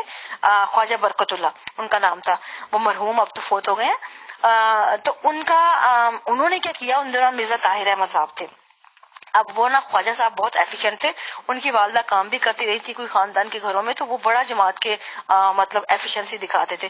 انہوں نے کیا کیا کہ حضور مرزا طاہر احمد نے آنا تھا جلسے پہ، تو انہوں نے ان کو فوراً ایک تحریک چلتی ہے ان دنوں جب جلسے کا دن قریب ہو، ان کی آمد ہو حضور کی، تو اب بیعتیں کراؤ تاکہ حضور کو جواب دیں ہماری اتنی بیعتیں ہوئی ہیں۔ تو انہوں نے فوراً نا کیا کیا، بڑا وہ سمارٹ بنتے تھے، انہوں نے نا باقاعدہ ہمارا یہاں تھامسن پارک تھا سکاربرو میں، وہاں پہ پارک میں سمر کے دن میں انہوں نے کیمپ لگایا باہر باربیکیو کا، اور پمفلٹ باقاعدہ شائع کر کے چھاپے کے فری جو ہے نا پورا کمیونٹی ایونٹ ہے، تو فری باربیکیو اور فری کھانا ہے، آپ لوگ آ جائیں، آ کے نا پورا دن صبح دوپہر شام 3 ٹائم آپ کو ملے گا، آپ یہاں پہ آ کے دن گزاریں اور فری انجوائے کریں، باقی پارک میں بھی رہیں اور کھانا آپ کو یہاں فری ملے گا۔ کمیونٹی ڈے ہے یہ، کمیونٹی ڈے کے طور پہ۔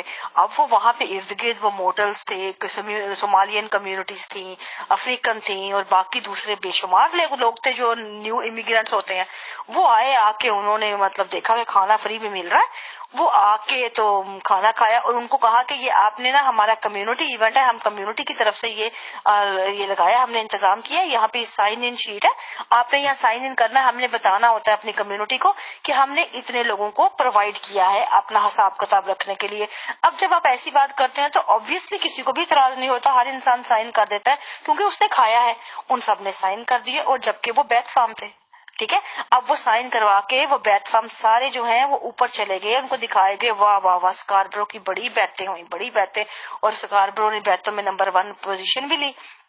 اب وہ جب ہوا کہیں بعد میں بات کھلی کہ جب انہوں نے کہیں کوسچن آنسر سیشن ہوا تو انہوں نے کہا بھی بلاؤ کہاں پہ جو نئے موبائل جو ہیں وہ نظر نہیں آ رہے، تو پکڑ دکڑ کے 1-2 صومالیین کو لے تو گئے، ان کا اندازہ نہیں تھا کہ انہوں نے سوال پوچھ لیں گے، تو انہوں نے بلایا بھی کون نو موبائل ہے، یہ نو موبائل ہے، انہوں نے کہا ہاں جی آپ کو کیا حال ہے، آپ کو کیسا لگ رہا ہے جماعت میں؟ تو انہوں نے کہا کون سی جماعت کیا؟ تو وہ کہتے میں بھی سن رہا تھا، پتہ نہیں آپ کو پتہ ہے، پتہ نہیں کوئی بات ہوئی مرزا غلام، وہ کہتا مرزا غلام احمد، اس نے کھڑے ہو کے یہ بات کر دی، تو وہ ایک دم ہکا بکا رہ گئے کیونکہ وہ پبلک کے اندر بات ہوئی تھی، اور یہ ایک دم انہوں نے پکڑ دکڑ کے اس بندے کو چپ کرا کے وہاں سائڈ پہ کیا، اور پھر اس کے بعد ان کی سرزنش کی کہ آئندہ اگر آپ اس قسم کا کوئی فراڈ ہو یا کوئی ایسی بات ہو تو ایسے پرسن کو مت لے کے آئیں جو پبلکلی جو ہے ایکسپوز کر دے، یا اس سے تو بات ایکسپوز ہو گئی۔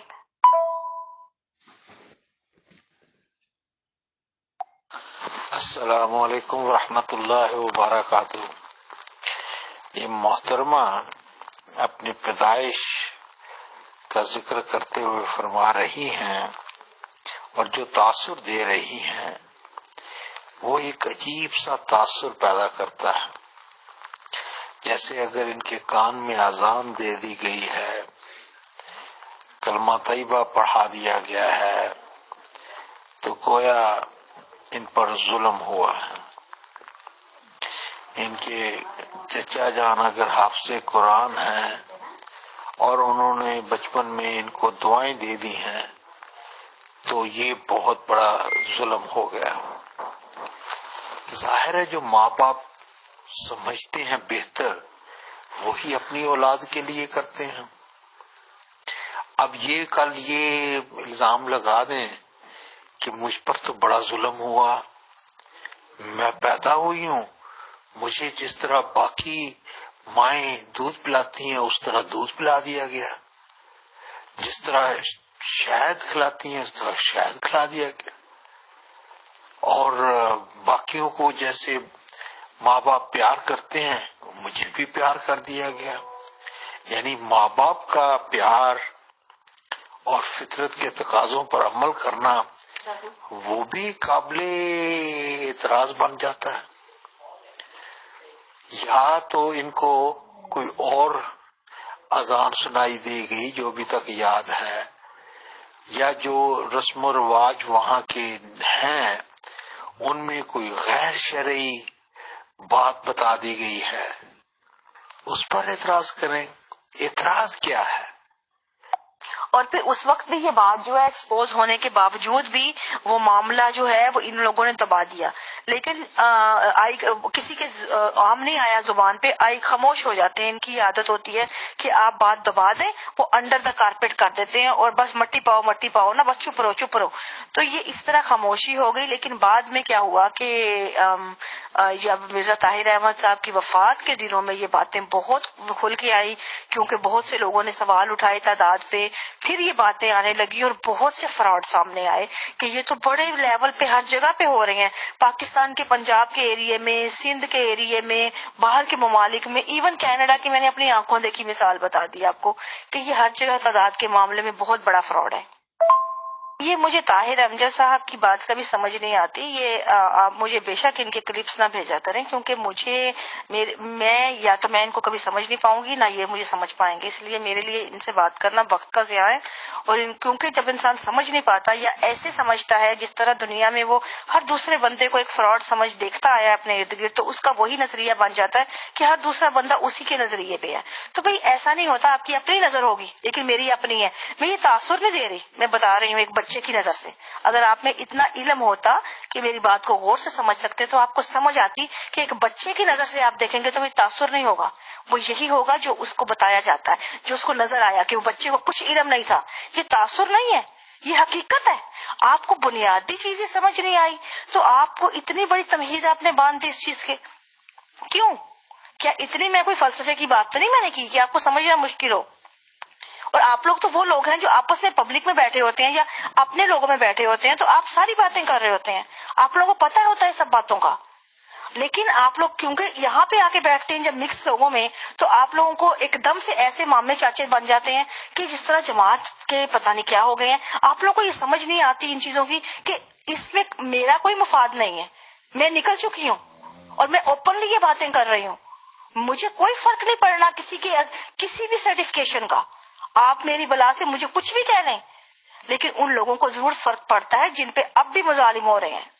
ان لوگوں کو پڑتا ہے. میں ان کی اور میں یہاں آبیتی وہ بتا رہی ہوں، میں اپنے تاثرات نہیں بتا رہی، میں وہ باتیں بتا رہی ہوں جو سوچی جاتی ہیں اس لیول پہ اور اس ایج پہ.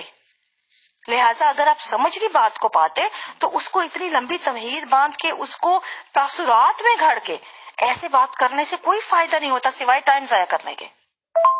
جی بالکل، اگر میرے چچا جان حافظ قرآن تھے تو پھر بھی آپ کو پتا ہونا چاہیے تھا کہ ان کو اتنا علم نہیں تھا، ان کو حافظ قرآن بنا دیا گیا. ٹھیک ہے، اور حافظ قرآن تو اس وقت 4-4 5-5 سال کے بچے بھی ہو جاتے ہیں. تو اس میں کون سی ایسی بڑی بات ہو گئی؟ آپ کیا ثابت کرنا چاہ رہے ہیں مجھے کہ میں وہ بات نہ کروں اس لیول کے بچے کے مطابق؟ میں تقدس کے وہی تاج رکھوں صرف اس لیے کہ آپ وہ سننا نہیں چاہتے؟ تو بھائی آپ نہیں سننا چاہتے تو کان بند کر لیجئے، مجھے تو کہنے سے مت روکیے. یہ میرا انسانی حق ہے اور میں تو اپنا حق لے کے رہوں گی. مطلب یہ باتیں مجھے کبھی سمجھ نہیں آئی کہ تقدس آپ کے ہیں، مسلط آپ مجھ پہ کر رہے ہیں. بھئی آپ کو اگر لگتا ہے کہ وہ چیزیں مقدس ہیں تو آپ اپنے تک رکھیں. آپ مجھ پہ کیوں ثابت کر رہے ہیں؟ آپ اپنے تک رکھیں، کیونکہ مذہب، دین، عقیدہ ہر انسان کا ذاتی ہے. اس کا ذاتی کا مطلب پتہ ہے کیا ہوتا ہے؟ صرف اس کی ملکیت وہ ہوتی ہے ذاتی چیز. جس طرح آپ کی پرسنل چیز ہوتی ہے وہ ذاتی ہوتی ہے، دوسرے پہ مسلط نہیں کی جاتی، نہ دوسرے پہ ثابت کی جاتی ہے. آپ کا جو بھی عقیدہ ہے جب مجھے اس سے کوئی لینا دینا نہیں تو میں جو بات کر رہی ہوں آپ کو اس سے اعتراض کیوں ہو رہا ہے؟ پھر میری رائے ہے، آپ کو نہیں پسند آئی تو واٹ؟ جی بالکل بالکل، کافی ٹائم ہو گیا، آپ کہیے بالکل. اور مجھے کوئی قطعاً کوئی اعتراض نہیں ہے اس بارے میں. آپ کا میرا بھی واقعی بہت ٹائم ہو گیا، جتنا دے سکتی تھی دے دیا. بہت بہت شکریہ، بہت جزاک اللہ فاق میم. آج کافی ٹائم ہو گیا، almost about 2 hours it has been done. تو انشاءاللہ نیکسٹ سیشن میں بہت جلدی پھر ملاقات ہوتی ہے. تب تک کے لیے خدا حافظ، اللہ حافظ، فی امان اللہ، السلام علیکم.